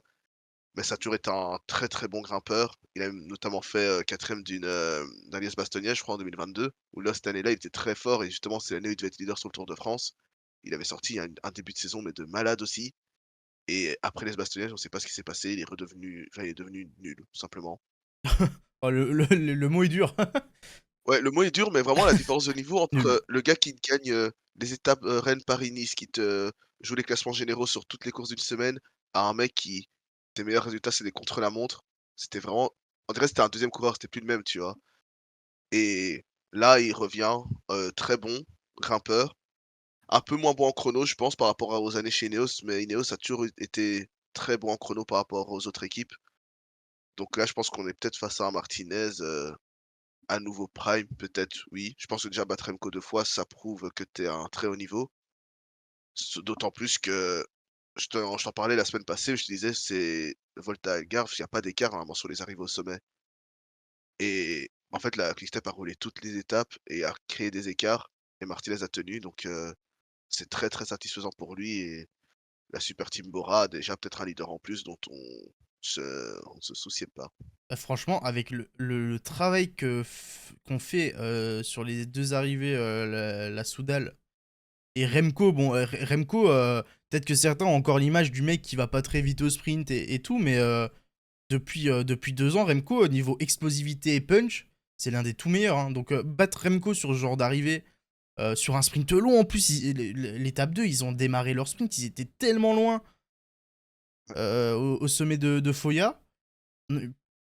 Non, franchement, rien à dire. Il m'a impressionné de zinzin. Par contre, moi, je suis content aussi d'un truc, c'est pour Remco et c'est pour la Soudal. C'est que je pense qu'ils ont trouvé enfin leur format, en tout cas, d'équipe avec un Landa qui a été phénoménal. Et enfin, une bonne équipe autour de Remco. C'est un peu ce qui lui manquait par moment sur pas mal de courses. Quand il se retrouvait face au Jumbo, face au UAE, c'était un peu compliqué. Il se retrouvait vite seul. Là, franchement, avoir été chercher Landa, on aurait pu se dire, ouais, c'est un peu chiant, Landa, foutre Landa équipier, bon, bof. Au final, c'est le coup parfait, hein. Et puis Ouais, même, je vais aller plus loin, Landa, les meilleurs, enfin, les moments dans sa carrière où il a été le plus fort, le mec, c'est à chaque fois quand il avait un leader devant lui et qu'il avait moins de pression, quoi.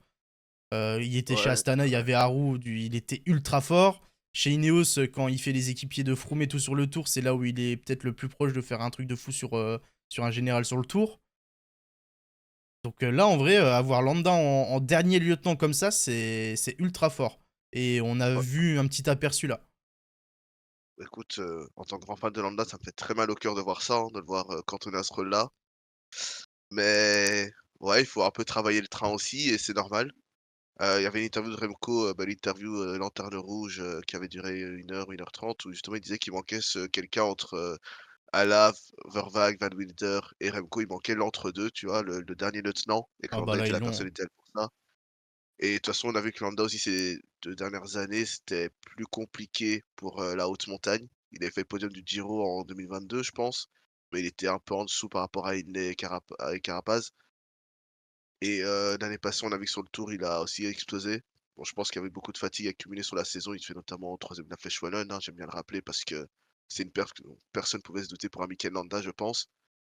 Mais à partir de là, tu te dis, bah, qu'est-ce qu'il reste à faire à Mikel Landa dans sa carrière? Ben, être lieutenant d'un autre futur peut-être grand coureur du peloton, donc c'est à savoir Remco Evenepoel, quoi. Ouais, mais tu vois, moi, sur certaines courses, j'espère quand même que par moment on le verra leader et qu'il aura sa carte, tu vois. J'ai pas envie non plus de le voir du 1er janvier au 31 décembre en train d'être au pied de Remco et de lui servir le dessert, quoi. Je Ah, suis tu quand même. connais la Quick-Step Oui, et mais j'espère. Il faut quand même qu'il y ait quelques moments pour lui où il soit libre et qu'il tente quelques trucs. J'espère qu'on le verra quand même. Mais en vrai, s'il y a ça, je vois pas le problème. Et limite, je trouve que c'est limite mieux et qu'on te remarque plus si t'es vraiment ultra fort en tant que dernier lieutenant comme ça d'un coureur comme Remco que si t'es leader et que, comme par moment, il se battre pour une 9ème place anecdotique ou quoi. ah non, c'est sûr. Ce qui me fait un peu peur, c'est que je ne vois pas la Quick-Step être le train dominateur en montagne sur le Tour de France et que du coup, Landa sera peut-être là comme bon équipier, en dernier lieutenant, mais c'est pas la Quick-Step qui va rouler en dans le peloton. Donc au final, est-ce que Landa aura sa carte sur le Tour de France? Il lui manque encore cette victoire sur le Tour de France. Il a gagné sur le Giro et sur la Vuelta. Ça, c'est quelque chose que j'ai vraiment envie de voir, Landa qui gagne sur le Tour de France. Il le mériterait pour sa carrière et son abnégation pour, tous les leaders que tu as cités. Et puis après, je pense que le plan, c'est de le mettre leader sur la Vuelta quand même, derrière. Ouais, j'espère qu'il sera quand même leader au moins sur les Pays-Bas, tu vois, sa course locale et ensuite on verra. Je pense qu'il sera beaucoup équipé de Remco, hein. Remco a besoin d'avoir, confiance aussi en ses coureurs, en ses gars et ouais, je pense que Landa, c'est pas la bonne année pour le voir avec des responsabilités à la Quick-Step. Bah, si on fait confiance en Rambo, leader Catalogne et Vuelta. Pour Vuelta, c'était prévisible, mais Catalogne, bah, c'est pas mal, hein. Ouais, c'est pas mal et Et du coup, Martinez, pour le programme de Martinez, il est prévu, je sais pas si t'as vu ce qu'il a dit après l'Algarve. Et en vrai, sur ce genre de cours, je l'imaginais pas du tout et j'ai hâte de voir ce que ça donne. Il nous a dit comme ça, pouf, il nous l'a lâché. Son gros objectif du début de saison, c'est les Stradés. On le verra sur les Stradés samedi prochain, dans un peu moins de 2 semaines.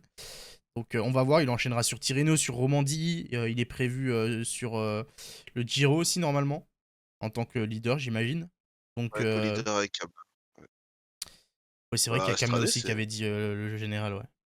c'est vrai que c'est pas mal Stradé, hein, pour lui. Après, comme je disais, il a quand même quelques problèmes en agilité. Et l'Estradé, bah, c'est la course par excellence où il faut être agile de fou, entre les descentes sur les routes blanches, tout ça, enfin, on connaît. Mais vu que la course est rallongée et fait plus de 200 kilomètres, c'est une course où il peut être à son avantage. Je te parlais justement du Liège-Bastogne-Liège en 2022 où il fait 4e, je crois. Il avait été vraiment très solide sur la course et limite, il manquait de la longueur et la difficulté à la course pour qu'il fasse, mieux, qu'il sélectionne et qu'il élimine plus de coureurs derrière lui. Donc ouais, à voir. Et puis, avec ce niveau-là, bah, j'ai envie de te dire, Giro, ça fait un gros outsider là, c'est un on parlait du plateau, bah, j'en parle tout le temps et je le répéterai jusqu'à la fin que le plateau du Giro est faible. Mais là, avec ça, tu te retrouves avec un très gros outsider et ça, je suis content. Ouais, bah c'est assez ouvert, hein. Bon, il y a Pogam, mais pour une 2ème place et un podium, Ouais et surtout qu'il est ça bon peut en le faire, hein. chrono, hein. Ouais. Il est tout le temps champion national, en chrono. C'est déjà la 4e fois cette année qu'il l'est et ouais, il y a pas beaucoup de chrono non plus sur le Giro, donc il va pas non plus perdre trop de temps, mais il limitera les dégâts comme il faut. Ouais, donc voilà, hein, pour les résultats de la semaine dernière, les gars. Bon, on a eu des belles courses quand même. Bon, pas mal de courses un peu escamotées par-ci par-là. On espère que ça va se calmer pour la suite de la saison. Parce que si à chaque fois qu'on a une course en Espagne, en France ou en Belgique, il y a ça va vite être chiant. Mais bon, je te propose qu'on passe à l'UAE, parce que c'est le point chaud, on va dire, de la semaine. Il y a eu l'étape 1 ce midi, et il y a une belle semaine qui nous attend du côté des Émirats Arabes Unis. Et on a eu une première étape ce midi remportée par Tim Merlier avec un carnage dans le final, le strike. Énorme chute dans les 500 derniers mètres et Merlier qui s'impose devant De Klein et Marechko. Ouais, heu, tu vois, tu me mets ça, comme résultat, je te dis, c'est une classique il y a 5 ans en point 1, quand Merlier est encore à la Corée Dance Circus, tu vois? Ouais. Et C'est vraiment surtout le quand tu vois podium, le plateau derrière. c'est ça. Tu vois Gaviria qui lance de loin et qui du coup fait 6e, mais limite il a emmené, tous les gros sprinters derrière. Ouais, mais lui, il va Il y falloir avait en parler à un moment donné, hein. Non, Gaviria, en plus, on a là encore, il y avait vent de face, frère. Tu le vois lancer à 300 mètres. Il se fout de notre gueule, je Fernando, là. On t'aime bien, non, hein, ça mais. on a craché sur Demar quand il lançait à 300 mètres tous ses sprints et qu'il gagnait pas, mais Gaviria c'est pareil, quoi. Mais Surtout que il fait à chaque Gaviria fois la même. Gaviria, contrario de Demar, tu vois, Demar, c'est un peu un mec qui a besoin de puissance et de longévité sur un sprint. Mais Gaviria, il est explosif de fou. Limite, tu le sors sur 100 mètres, il te met une vitesse, quoi. Mais il a pas envie. Il a juste envie de lancer à 300 mètres pour surprendre, entre guillemets, et se dire, bon, bah, je gagnerai pas, mais moi, je ferai deux, quoi. Non, enfin, je sais pas. On t'a pas signé pour ça chez Movistar, je pense. Il y a des courses qu'il peut gagner, il a pas envie de les gagner, quoi. Sacré plateau de sprinter. Bah, le problème, c'est que, vas-y, avec un plateau de sprinter pareil, il y a littéralement tous les sprinters. T'enlèves Philipsen, qui est le gros sprinter qui manque sur la course. T'enlèves peut-être des Deli par-ci par-là, des mecs comme ça, mais grosso modo, t'as 15 mecs qui sont dans les 18-19 meilleurs sprinters du monde qui sont là. Et bah, forcément, t'as potentiellement 15 équipes qui peuvent jouer la gagne. Il y a une nervosité dans le peloton que tu vois même pas sur les sprints du tour limite. Mais les 15 derniers kilomètres, c'était atroce, hein. C'est à chaque vague, à chaque machin, ça se bagarrait pour se placer. Avec Ouais, un et le plateau dernier comme ça, c'est rond-point, un peu inévitable, malheureusement, il y ait des chutes ça risque d'arriver encore sur les étapes, les trois autres sprints en milieu de semaine, hein. ouais, heureusement, il y a des routes larges en UAE pour les prochaines étapes. Je pense que là, c'était une nouvelle étape, là, qu'ils ont tenté, avec ce rond-point à la fin aussi. Parce que, ouais, une étape avec, autant de profils, mais qui n'est pas une étape de montagne, c'est assez rare. Donc, ouais, on va retrouver des étapes un peu plus classiques après et où les coureurs connaissent aussi les routes. C'est des routes bien larges où tu pourras avoir, 4, 5, voire 6 trains alignés l'un à côté de l'autre. Donc, on verra bien ce que ça donne. Ah mais là, si on regarde un petit peu la start list pour la semaine qui arrive là, au niveau du sprint, bon pour le général c'est un peu plus faible entre guillemets, qui sort du lot, t'as Adam Yates, t'as Bilbao, t'as O'Connor, c'est peut-être les trois qui sortent du lot, en vrai. Ouais, T'as Binder Broman que je trouve peut-être, mais bon, je non, crois c'est pas clair. trop. Mais par contre après pour le sprint, on a qui peuvent gagner et qui vont très très vite avec un bon train, t'as Groves, t'as Cavendish, bon Bahreïn ils ont Bilbao mais il y a Bowes. En soi, même UAE, il y a Molano, hein, même s'ils ont l'objectif du général. T'as Sam Bennett chez Decathlon. T'as Viviani chez Ineos. Du côté d'Israël Première Tech, ils sont venus avec Ackerman.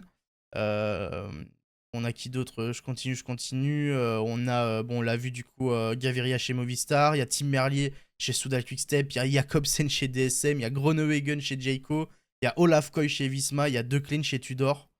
Il y a tellement de monde et les sprints vont du coup vont être grave intéressants, hein. Même si c'est une course de début de saison, c'est un peu la course qui établit la hiérarchie entre sprinters qui sont là pour prouver parce que on le sait maintenant, il y a tellement peu de vraies étapes de sprint et de moments où ils peuvent briller les sprinters que Ouais, bah, c'est cette c'est vrai semaine que de qu'on toute va façon voir quoi. c'est sûr, c'est sûr. Il Là, y a je vois Walsford aussi, pardon. un message dans le chat qui parle de Lafco et sur Van Aert, c'est compliqué. Bah, c'est un peu ce que je disais la semaine passée. Je pense que avoir Van Aert en poisson pilote, c'est pas idéal et qu'il fallait peut-être quelqu'un pour, vraiment l'assister au sprint si, il décide de le prolonger et parce que là, du coup, ouais, il se retrouve, peut-être un peu trop isolé sur les sprints et c'est trop galère, surtout quand tu vois un plateau comme ça, là, c'est un plateau Tour de France limite là qu'on a donc voire plus et ouais, bah, Coy en difficulté, quoi. On verra ce que ça donne sur les autres sprints, mais ouais, c'est un peu dommage de l'avoir laissé un peu isolé comme ça Ouais, niveau parcours, du et coup, demain, on va avoir le chrono habituel sur la petite île là, le même que quasiment tous les ans, 12 km tout plat. Mercredi, on a Gebelges, première des deux arrivées au sommet. De jeudi jusqu'à samedi, on aura les trois autres sprints de la semaine. à Dubaï, à Al Quwain et à Abu Dhabi. Et on termine par Jebel Afet. Donc ça, c'est pour le parcours et le programme de la semaine. Pour ceux qui veulent suivre, c'est sur Eurosport. Et niveau horaire, on est sur du... aujourd'hui, c'était 11h45, 13h30 à peu près. Donc ça devrait être ça toute Ouais. la semaine sur le temps de midi. Ça met bien. D'ailleurs, je te pose la question comme ça, mais est-ce que pour les 3 étapes de plaine qui restent, est-ce que tu vois Merlier être encore aussi, dominateur ou tu vois un peu plus de concurrence de certains sprinters? Si tu as des noms en particulier? Non, mais je pense que là, il y a eu la chute qui a gêné. Bon, après, il risque d'y avoir d'autres chutes aussi. Et façon, dans tous les cas, avec un plateau pareil, déjà, si t'as 12 sprinters qui peuvent gagner, il y a déjà la moitié, tu peux les éliminer parce qu'ils vont être mal placés, parce qu'ils seront pas emmenés, parce qu'ils seront au-delà de la 15e place et ils sprinteront pas. Et en vrai, Merlier, je pense, c'est rare de voir Merlier et plus généralement un sprinter Soudal se faire piéger et pas être là, quoi. Donc je pense que Merlier, dans tous les cas, faudra le suivre. Il sera là pour la gagne sur les trois autres. Mais après, bon, il y a d'autres beaux noms, hein. Il y a Jacobsen, il y a Wellsford avec son fameux train. Les Bora, t'as l'impression leur train il est indestructible, peu importe la course, peu importe ce qu'il y a autour. Ouais, ouais, ça va. Donc voilà. Mais moi j'avoue, j'aimerais bien, sur l'un des trois sprints, parce que tu vois, ça fait un peu les petits versus les gros mastodontes, que soit le Tudor, soit le Koratek gagne. Alors, bon, vu que le Coratex c'est Maresco, Bah, et il fait trop on aujourd'hui, hein. ouais, ouais, ouais, Marechko, il est mais pas content, Maresco il est pas content dès qu'il y a un pont d'autoroute. Mais bon, là, et encore aujourd'hui, il y en avait. Sur les ouais, trois autres sprints, ça sera le désert tout plein, donc... bah, de toute façon, Maresco hors de l'Europe, c'est le meilleur sprinter du peloton, hein, c'est Marcel Kittel, hein, on Ah peut le dire. putain. Mais ouais, c'est juste que, ouais, c'est Maresco, quoi, tu vois? Tu sais que j'avais totalement oublié que ce coureur était à nouveau, en activité, tu vois? Et même ses courses en même les étapes en Turquie, il a pas été les gagner cette saison pour te dire et là, il se sort un podium et avec sa façon de sprinter aussi un peu à la Ewan, tu sais, sur le guidon, bien bas et tout. Donc ouais, il y a Maresco et De Klein, c'est un peu, la belle histoire de ces dernières années. Ça a toujours été le sprinter de l'équipe Conti Pro, sauf que là, Tudor a un vrai projet, pour monter en World Tour et qu'ils ont décidé de faire confiance en De Klein. Ils l'ont prolongé jusque 2026 déjà et ça a l'air d'être le sprinter principal et à 29 ans, il montre un niveau que jamais on n'aurait pensé qu'il aurait pu avoir quand il était à la Newman Powerade à la Rally Cycling, par exemple, il y a quelques années. Donc voilà, pour l'UAE Tour, ça sera à suivre cette semaine. On fera un gros point sur tout ce qui s'est passé lundi prochain, bien sûr, comme d'hab. Mais bah, ça va être intéressant. On va avoir la hiérarchie des sprinters. On va voir si Adam Yates s'impose logiquement sur le tour national de son sponsor en plus. C'est important pour eux. Donc on fera le point général lundi prochain. Je te laisse passer à la suite. Tu voulais nous faire un petit point.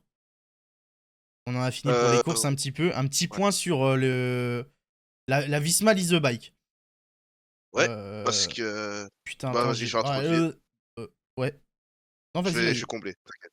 Bah, la Visma Lease the Bike, ben, c'est enfin, clairement la meilleure équipe du peloton avec ses meilleurs leaders, hein, vainqueur du Tour de France, tout ça. C'est une équipe qui a souvent été, jugée pour ses débuts de saison où ils faisaient très peu de courses et ils s'en cachent pas et de leur méthode, c'est de peu courir et de s'imposer, en faisant le moins de courses possible, en mettant des gros objectifs sur des courses et visiblement, c'est une tactique qui marche, hein. On voit que la Jumbo en cette reprise a été très bon. Visma, La Visma, course Visma. oui, la Visma. Faut vraiment que j'apprenne à dire ça.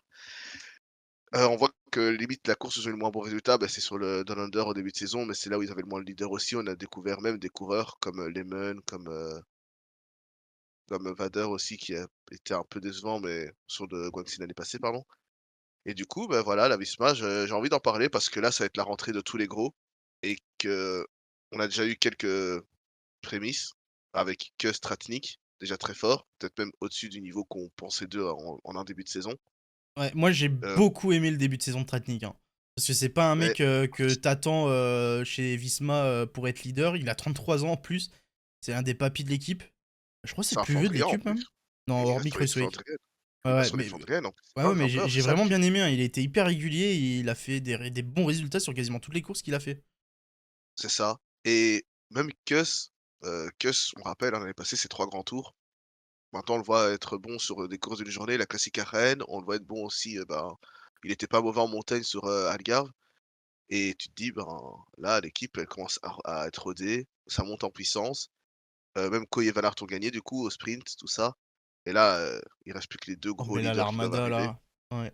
et du coup, bah, ouais, je te pose la question, mais vu le niveau déjà qu'on voit sans, Vingegaard, Uijtdebroeks, comment est-ce que tu vois le Grand Camino avec ces 2 coureurs et comment tu vois la saison de Vingegaard, qui doit encore aller défendre son Tour de France cette année? Bon, Grand Camino, bon, on part sur un quintuplé, quoi, et je pense que l'Omloop, on part sur un triplé, hein. Ah ouais, ouais, surtout qu'il y aura pas les grosses slalom loops, ça c'est sûr Ouais, et non, non, mais c'est vrai que ouais, pour ceux qui savent pas les équipes d'alignés, sur Grand Camino de prévu, il y a Vinge avec Uijtdebroeks, Kelderman, Telet, Stonemite. Et sur l'Omloop, alors là, ouvrez les oreilles, sur l'Omloop, l'équipe emmenée, ce sera la même sur Kurn, normalement. Van Aert, Benoot, Laporte, Van Barle, Jorgensen, Tratnik, Affini. voilà Voilà. et ça c'est ouais, non, l'équipe de Flandre, je pense qu'on fera un vrai sujet là-dessus parce qu'elle est énorme, parce que il y a quelques noms qui sont mis sur le côté là et qui méritent d'avoir une place sur un monument. Mais ouais, non, là tu vois qu'avec les performances qui montent déjà et tout le monde a déjà plus ou moins gagné. Il y a le retour de Van Barle, cette saison. L'année passée, il était un peu moins bien, il avait chuté. Tu as le retour de Laporte, champion d'Europe, sur le Newsblad aussi, c'est important d'en parler et puis ouais, surtout, ouais, là, le retour de Vingegaard et Terrousse que là, j'attends vraiment, mais de pied ferme. J'ai envie de voir, s'ils gagnent déjà leur première étape de montagne ou quoi, mais montagne qui met d'avance sur tout le monde. Ils ont l'air vraiment trop forts et j'ai vu, un truc passer qui disait que maintenant la Visma allait, sur toutes les courses un peu, accidentées, allait maintenant se déplacer avec des vélos, monocoques, monoplateau pardon. Monocoque. Ouais, monoplateau pardon. Je crois que c'est le mot anglais monocoque, c'est pour ça. Enfin, mais du coup monoplateau. Donc je sais pas si vous vous rappelez, c'est le vélo qu'on avait vu sur, Primož Roglič lors du Giro.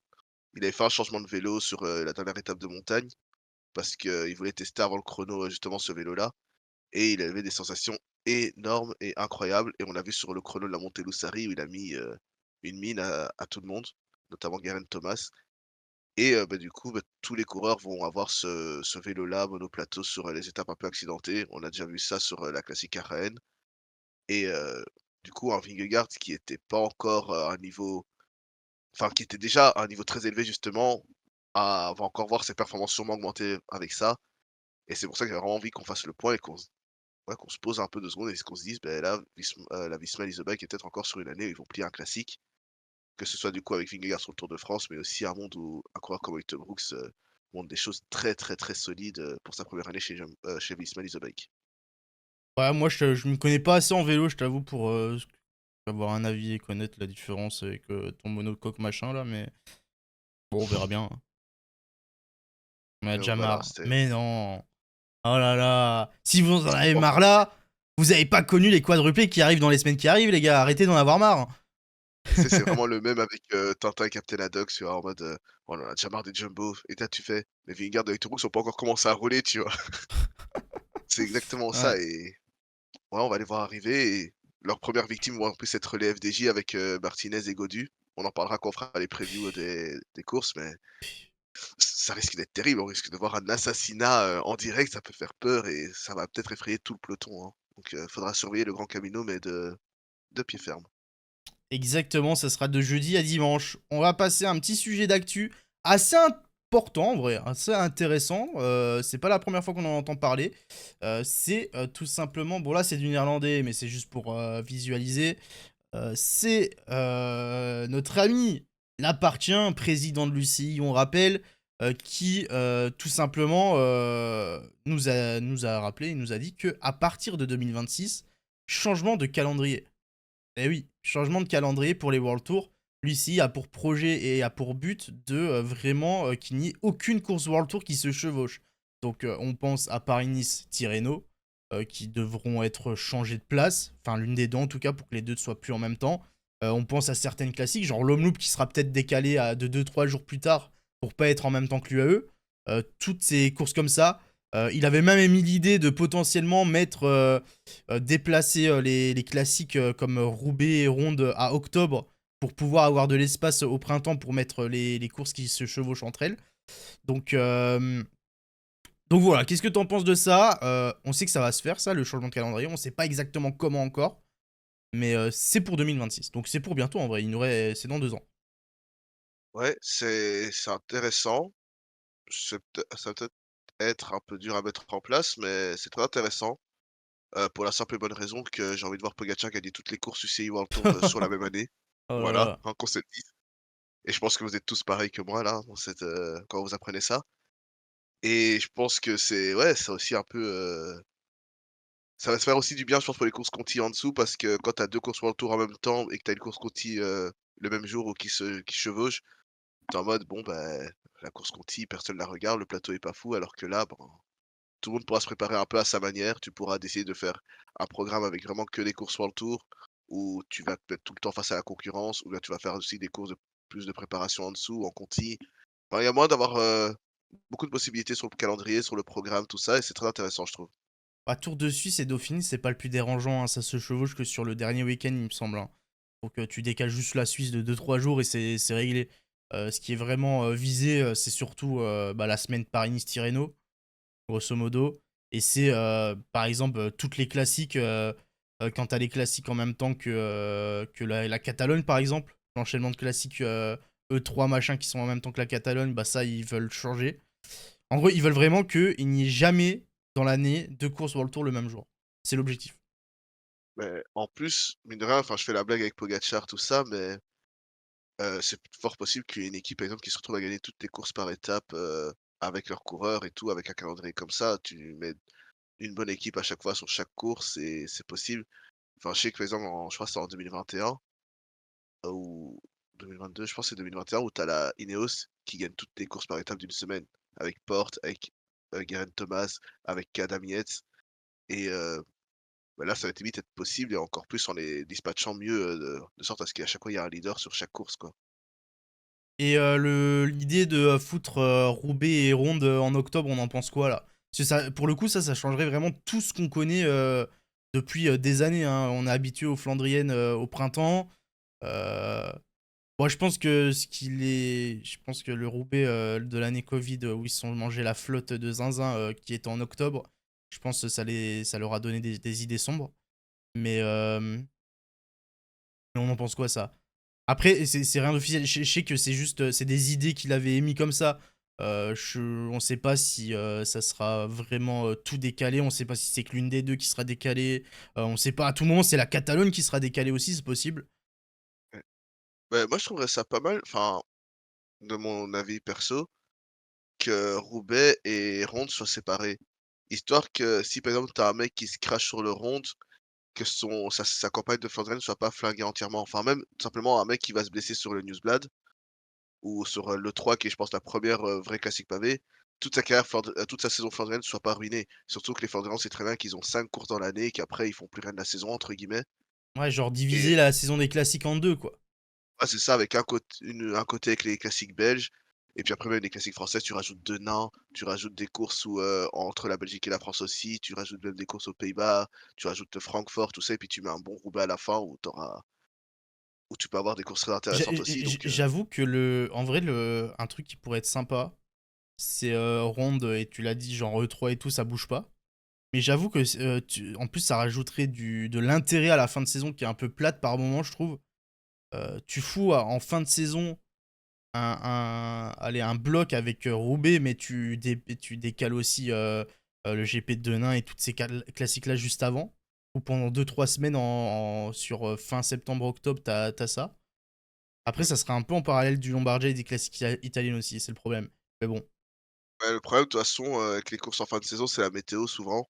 Mais j'ai envie de te dire que maintenant la météo est un problème toute l'année. Donc ça risque d'être un problème de manière générale. Mais ouais, histoire de enfin, faudrait peut-être séparer, ouais, genre, les classiques en 2 déjà. Je trouve que c'est bien et faut pas oublier qu'il faut rajouter dans ce calendrier aussi, beh, tout ce qui est championnat du monde, championnat d'Europe, Ouais. Jeux olympiques aussi Et j'aimerais bien aussi que toutes ces courses-là, type championnat du monde, championnat d'Europe et jeux olympiques, aient aussi une date fixe par, saison et que genre, par exemple, on n'ait pas, les championnats d'Europe qui soient chaque année déplacés parce que là, tu as la campagne européenne où tu as tous les championnats d'Europe de toutes les catégories, enfin comme ils avaient fait l'année passée. J'aimerais bien qu'ils aient vraiment aussi, une date fixe pour ces championnats, route, quoi. Donc voilà. Pas bien pour les pics de forme. Ouais, après, le problème, les gars, c'est que les pics de forme, de toute façon, avec le calendrier qui est de plus en plus long et avec de plus en plus de courses, les pics de forme, ils veulent plus dire grand-chose, quoi. Et avec les mecs qui sont en forme de février à octobre pour la plupart des gros leaders, je sais même plus si ça vaut quelque chose de parler de pics de forme, honnêtement. Ouais, Donc, exact.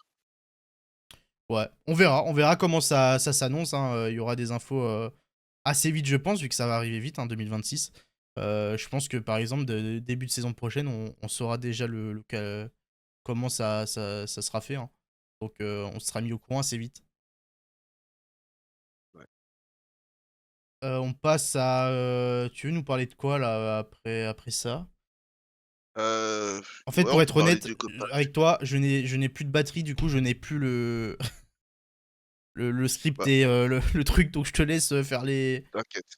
Bah, on peut parler d'Hugo Page qui prolonge jusque 2026. Déjà, ça c'est peut-être la bonne nouvelle, côté, Wanty. Bah, on avait appris qu'il était sur le Tour de France cette année, que bon, on savait pas encore, on se posait la question de qu'est-ce qu'il allait jouer vraiment, s'il allait être sprinter, s'il allait jouer des étapes, s'il allait aller en échappée.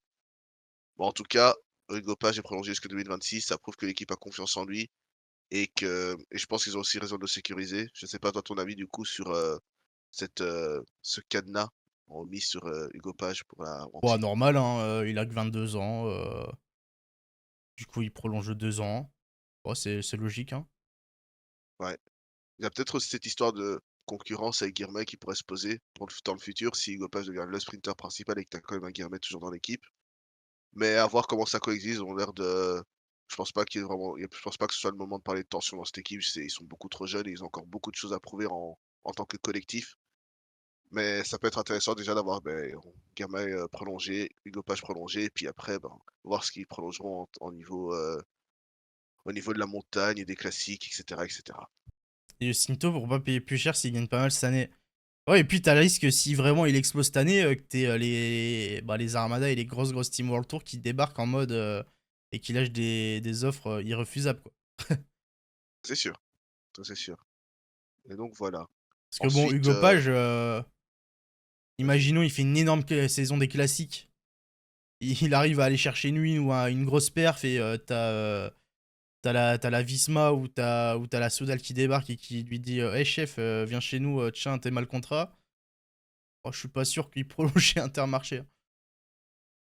Ouais, non, c'est sûr et c'est aussi important de rappeler, hein, que Hugo Page est, de la formation, Groupama FDJ. C'est un peu une des premières, années où l'équipe s'est Ouais. créée, l'équipe continentale et c'est cool de voir aussi que des coureurs qui étaient au début du projet, sont à un bon niveau pour intégrer les équipes World Tour.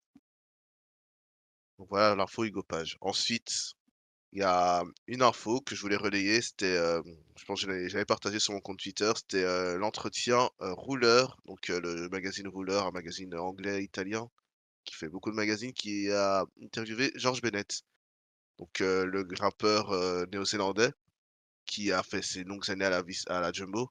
Ouais, maintenant je dis Visma au lieu de parler de la Jumbo alors qu'à l'époque c'est la Jumbo, enfin bref. Mais du coup, George Bennett, le grimpeur qui a fait ses années à la Jumbo à l'époque et qui a été équipier de Pogacar sur les dernières années à UAE. Voilà, il a fait un petit entretien, il a parlé un peu de ses dernières années, du fait qu'il était souvent l'équipier un peu de luxe pour les grimpeurs, pour les leaders et que ça a beaucoup empiété aussi sur ses ambitions personnelles et qu'il avait aussi il était assez revanchard cette année sur, le fait d'être, considéré comme un leader en montagne. Donc à voir ce que ça donne et je voulais aussi avoir un peu ton avis, sur Georges Bennett, ce que tu voyais, pour lui cette saison, si tu voyais être à nouveau un leader en montagne comme lui a envie de l'être, cette saison. Non. Voilà. Voilà, simple. Simple, efficace. Non, mais je sais pas, Bennett, ouais, il a eu quelques belles années, mais ça a jamais non plus été le mec qui était leader indiscutable et qui avait, je trouve, le niveau pour Il a se eu beaucoup de taper. malchance aussi, hein, Ouais, mais mais ouais. surtout que là, en plus, année des 34 ans. Bon,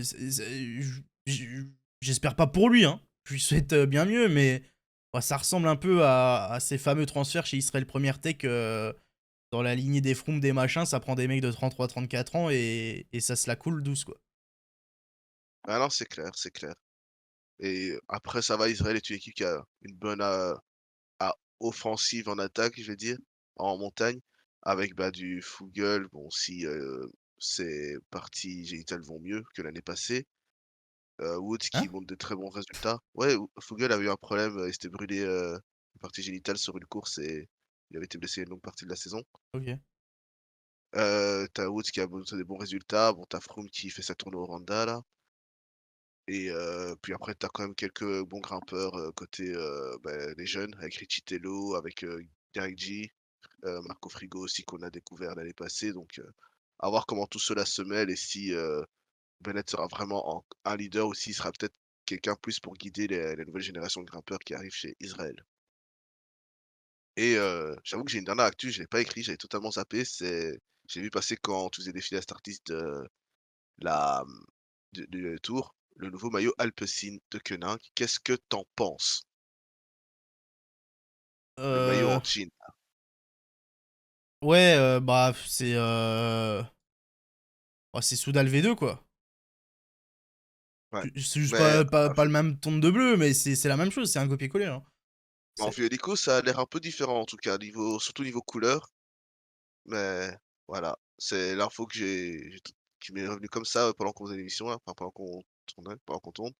C'est vrai, ce maillot Alpecin en couleur un peu jean comme ça. Voilà, je voulais avoir votre avis parce que j'ai des avis particuliers, mais celui-là, j'ai du mal à l'accepter, je t'avoue. Bah, je sais pas trop quoi en penser, je préférais l'ancien. Si on doit comparer avec celui d'avant, genre, je préférais l'ancien. En fait, ça se rapproche trop, Vas-y, on a déjà 18 millions de maillots qui se ressemblent, bon, là, c'est même plus que ça se ressemble, c'est que c'est la même chose. C'est De Quenin qui s'est dit, tiens, putain, il était pas mal notre maillot quand on était sponsor avec Quickstep, hein. Allez, c'est à vous. Ah, c'est clair. Non, c'est clair. Puis en plus, le pire, c'est que Alpecin est vraiment une équipe qui gagne. Et heureusement, Van Der Poel est champion du monde et n'aura pas porté cette bouse. Mais quand tu vas voir des Cadengross s'imposer, lever les bras avec ce maillot, du Philipsen aussi, tu fais oh là là là là là là. Mais donc voilà, c'était la dernière actu. Et ouais, ben, je pense on va aller sur les courses à venir, sur le Eh programme de la oui, semaine prochaine. le calendrier de la semaine, messieurs. L'UAE Tour, bien évidemment, qui a commencé ce midi et qui continuera jusqu'à dimanche. On aura le Grand Camino également. On en a parlé tout à l'heure. Mais le Grand Camino, ça sera de jeudi à dimanche. Course de 4 étapes en Espagne. Et on aura bien sûr le week-end d'ouverture avec toutes les classiques ce week-end. Donc, ce week-end très, très, très chargé. L'Omloop et Kurn, samedi et dimanche. La Faune Ardèche et la Faune Drôme classique, samedi et dimanche également. Donc le début des pavés, du caillou. On va manger du caillou au petit-déj samedi et dimanche. Et ça me rend heureux, putain. Voilà. Ouais, le Tour du Rwanda aussi à ne pas oublier. Je pense que les fans Total ne l'oublient pas parce que c'est peut-être la seule course où ils vont être dangereux. Mais voilà, Ouah, le c'est une petit tag course comme où ça. ouais, c'est parce que je vois le message de Zanzibul qui parle du Tour du Rwanda, on sait très bien c'est pourquoi qu'il le met ce message. Ah, Mais il se rassure, laisse-le. ils vont se faire éclater par le cerf et on n'en parle plus. C'est emballé, pesé, voilà. Voilà, allez au suivant. Bon, du coup, je vais vous faire le petit tour des start list, bien sûr, et des parcours comme d'habitude, puisque du côté du Grand Camino, nous avons prévu, bon, on en a vite fait parler, mais Vinge, Uijtdebroek, Skelderman, Toilet, Stone pour Visma. On aura aussi Carlos Rodriguez et Bernal, il y a Tarling chez Ineos Grenadier, il y a qui? Il y a Moulberger, Souza pour Movistar, Bartin qui a gagné en début de saison. On a Carapace qui sera aidé par Carty Paules Uran Amador chez EF. La Groupama avec le duo Lenny-David aussi. Il y aura Thompson et Paché pour aider. C'est un petit peu les équipes qui sortent du lot. Mais ah, j'ai bien hâte quand même parce qu'il y a du très très très très beau monde. Et au niveau des étapes, on commencera par un chrono le jeudi avec un dernier kilomètre en terre, voilà, en route non gondronnée, donc ça sera pas mal. La deuxième étape avec une petite arrivée en descente après un petit col de 5 km. La troisième étape qui est à peu près dans le même style, même si plus de vallées, à la bascule du dernier col. Et dimanche, ça sera l'arrivée au sommet à Thuy. Je sais pas si je le dis bien, avec un col de 7 km à 8%. Donc voilà pour la start list et pour tout ce beau monde. Ouais, ouais, beau plateau, hein, quand même, il y a quelques équipes en tour. Faut à voir au niveau de l'organisation si c'est quand même mieux foutu que l'année passée. Le parcours est vraiment sympa chaque année, mais l'année passée, c'était assez compliqué niveau organisation avec, les étapes un peu dangereuses. La première étape qui avait été arrêtée à cause de la neige, ça, ils y peuvent rien. Mais ouais, les routes empruntées sont pas toujours les plus, sécurisantes et l'année passée, j'oublie pas ce chrono, filmé en drone. Hein, ça, je veux plus jamais, hein, on comprenait rien, c'était pas fluide, enfin, voilà. Les drones, c'est loin des vélos, s'il vous plaît. Ensuite, les classiques du week-end avec l'Homme Bien évidemment, il y aura tout un beau monde pour le retour du caillou. Pour l'avissement, on l'a dit tout à l'heure, l'Armada est sorti, Van Barle, Van Aert, Laporte, Benoît, Tratnik, Jorgensen a fini. On a Philipsen qui sera là, pas de Mathieu Van Der Poel chez Alpecin de Koninck. On aura Alaphilippe, Asgreen, Lampart chez Soudal Quickstep, Guirmé qui sera là avec Hugo Page. Il y a Adrien Petit aussi, Mike Tennyson, il y a une belle équipe chez Intermarché. Florian Sénéchal et Mathis Louvel chez Arkea.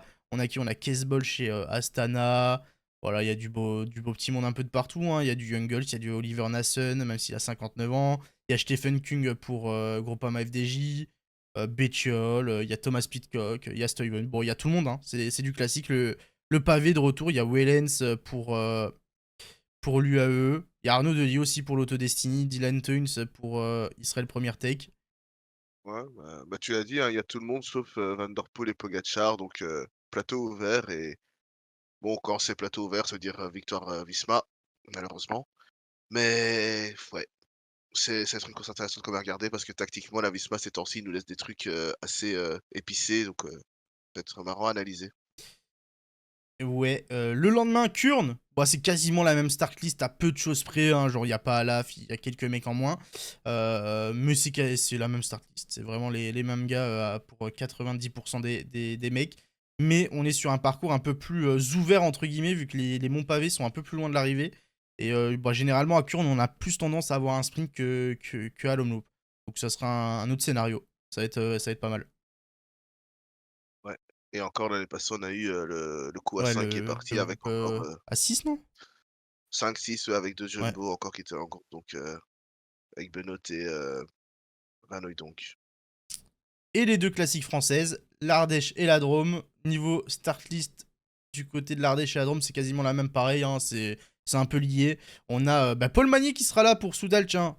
On verra ce que ça donne. Sur des profils un peu plus difficiles que du sprint, s'il passe et tout.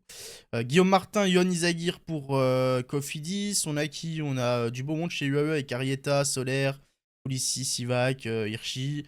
Michael Woods est là avec Fugelsang chez Israël Première Tech, Calmejane pour Intermarché. Il y a du Skielmos qui sera là aussi. Première course, Skielmos, on l'a déjà vu. Non, on l'a pas encore vu, un reprise de Skielmos ce week-end. Ça fait longtemps, chez Groupama, on a Mados avec Grégoire. Il y a du Bardet avec Barguil, le duo. Première fois qu'ils vont être à deux. Il y a Lafay chez Decathlon, nouvelle recrue, Albanese. Donc pour l'Ardèche et la Drôme, je vous montre les profils. Ouais. Est-ce que tu te rappelles du vainqueur de la Faune Ardèche l'année passée? Juju. Eh ouais, c'était Eh oui, Julien dans un Lafilippe. sprint à deux. Devant. Voilà, Ah, je me souviens plus du deuxième, quoi. ouais, c'était Ouais, ouais, ouais. ouais. Mm. Mais non, la course était vraiment sympa à regarder et les conditions étaient, le vent et tout a fait que c'était très intéressant à suivre. Les 2 courses à Ardèche et Drôme. Donc vraiment mine de rien, tu vois, il y a l'Omloop qui est là, mais franchement le double écran il sera installé, hein, très clairement. Bah, triple, hein, en Camignon en même temps aussi, donc. Ouais, c'est vrai. Et Mais le je pense midi qu'il y aura juste avant, il y a eu eux. non, 4 je pense doses qu'il y par aura jour, samedi, Camino, dimanche. Camino, il va y avoir un rush kit, dans les 5 derniers kilomètres, la classique, tu auras 3 jumbo devant, enfin 3 Visma devant, on va couper, tu vois? Bah, il y aura Lenny et David devant, qu'est-ce que tu dis? Alors, la suite. Ah, il est bizarre, lui. Il est bizarre. Bon, le moment préféré de Colby. Le dernier moment de la soirée du lundi. Les pronos. 5-2. 5-2, mon ami. Eh oui, la semaine dernière, Oman, j'avais dit Rada, t'avais dit Yates. Bravo à toi pour ce tapin. On n'a rien pu faire.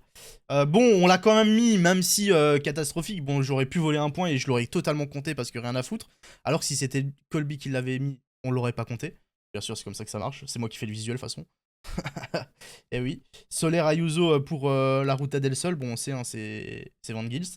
Moi, j'avais dit Vauclin pour la classique VAR. T'avais dit Grégoire. Vauclin est tombé dommage. Grégoire un peu plus en retrait que Lenny et. T'as misé sur le mauvais Groupama, mec. Tour des Alpes-Maritimes, moi j'avais dit Tuns, toi t'avais dit Bardet. Beau flop pour nous, c'est Cosnefroy. Et j'avais dit Remco et toi Van Aert pour le tour. J'ai un trou là, il faut m'aider. Portugal. Algarve. L'Algarve. Putain, c'est terrible d'avoir des trous comme ça. Donc, point pour moi, 5-2. Ouais, ouais, ouais. Ça va, hein, on prend pas de retard là sur cette semaine. C'est pas mal. Et là, je suis prêt, là, t'inquiète. J'ai les petits Allez, dons. l'UAE, mon ami. Qui as-tu mis? Ouais, à savoir que le on l'a fait forcément avant l'étape, hein. Ouais, on l'a fait exprès, on se l'est dit hier. Bon, cette nuit à 4h du mat, mais c'est hier. Comme ça, même avant l'étape 1, si jamais il y avait bordure, bon, au final, il n'y a pas eu, mais au moins, pas de triche. On joue le jeu, hein. Donc, t'avais dit qui? J'avais dit Adam Yates parce que Le forcément, tapin. il est tout le temps bon Ouais, ils comptent là-bas, faire que des donc points avec Adam Yates, les mecs. ouais, mais ouais, faut rattraper en fait. Il y a plus de temps de faire des épices, tout ça. Ah, ouais, ouais, ouais. Moi, j'ai misé sur. J'ai misé sur qui? Attends. Je sais sur qui t'as misé, moi, en plus. Attends. Je sais plus. Un Espagnol de la Bahreïn. Ah si, Peyo Bilbao. Peyo Bilbao. En fait, j'ai un problème, j'ai plus de batterie, du coup, je me souviens plus. Je l'ai envoyé à Fossil pour l'avoir par écrit, mais je me souviens plus. Bilbao. Bilbao, effectivement. Donc Bilbao, ah bah c'est préparé, c'est bien préparé, hein. Bilbao pour l'UAE. Du côté du Grand Camino, tu as mis Heu, ouais, bien sûr. Heu, Vingegaard, forcément. putain le tapin. J'ai mis Vingegaard aussi. Non, mais surtout, bon, il y a forcément Eutebrus qui rentrait dans l'équation pour moi, mais en fait, tu vois, il y a tellement cette histoire de Eutebrus qui a battu, Vingegaard, à l'entraînement, sur des côtes et tout. Je pense que Vingegaard a envie de montrer un peu c'est qui le boss, tu vois? Et du coup, il a besoin d'aller gagner, cette course, quoi. Très bien, très bien. L'Homme mon cher ami. On continue dans les tapines, hein, ouais, non, allez, j'ai mis Laporte. T'as mis la Course de porte? repr Ok. Ouais, course de reprise, j'ai envie de voir Laporte gagner. Eh ben, moi j'ai mis Benoît.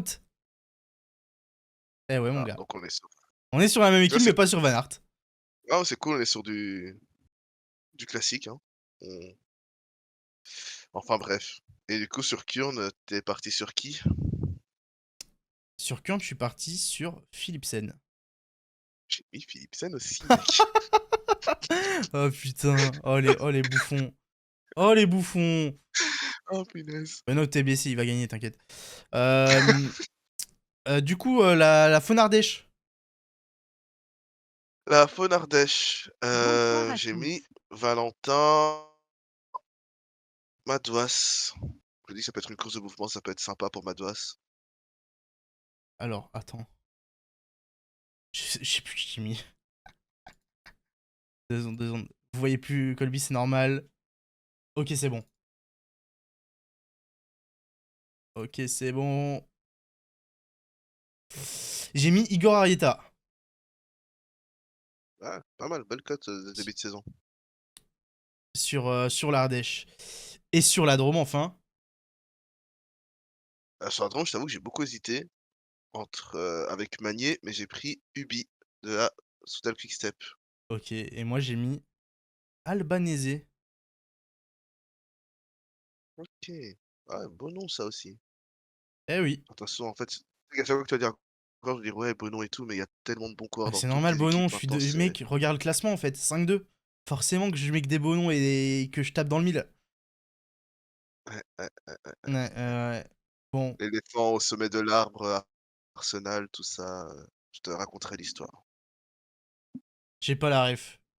Mon Tu pas la ref pote, de l'éléphant c'est au-dessus de l'arbre? terminé. Non, non, non, je l'ai pas là. C'est terminé. Merci Colby, merci le chat. J'espère que vous avez apprécié ce lundi comme d'habitude. On se donne rendez-vous du coup lundi prochain. Hein, on fera le point, gros point UAE, gros point sur les classiques. Lundi prochain, ça va être chargé. Ça va être très très très chargé. Donc faudra être au rendez-vous. On aura des choses à dire.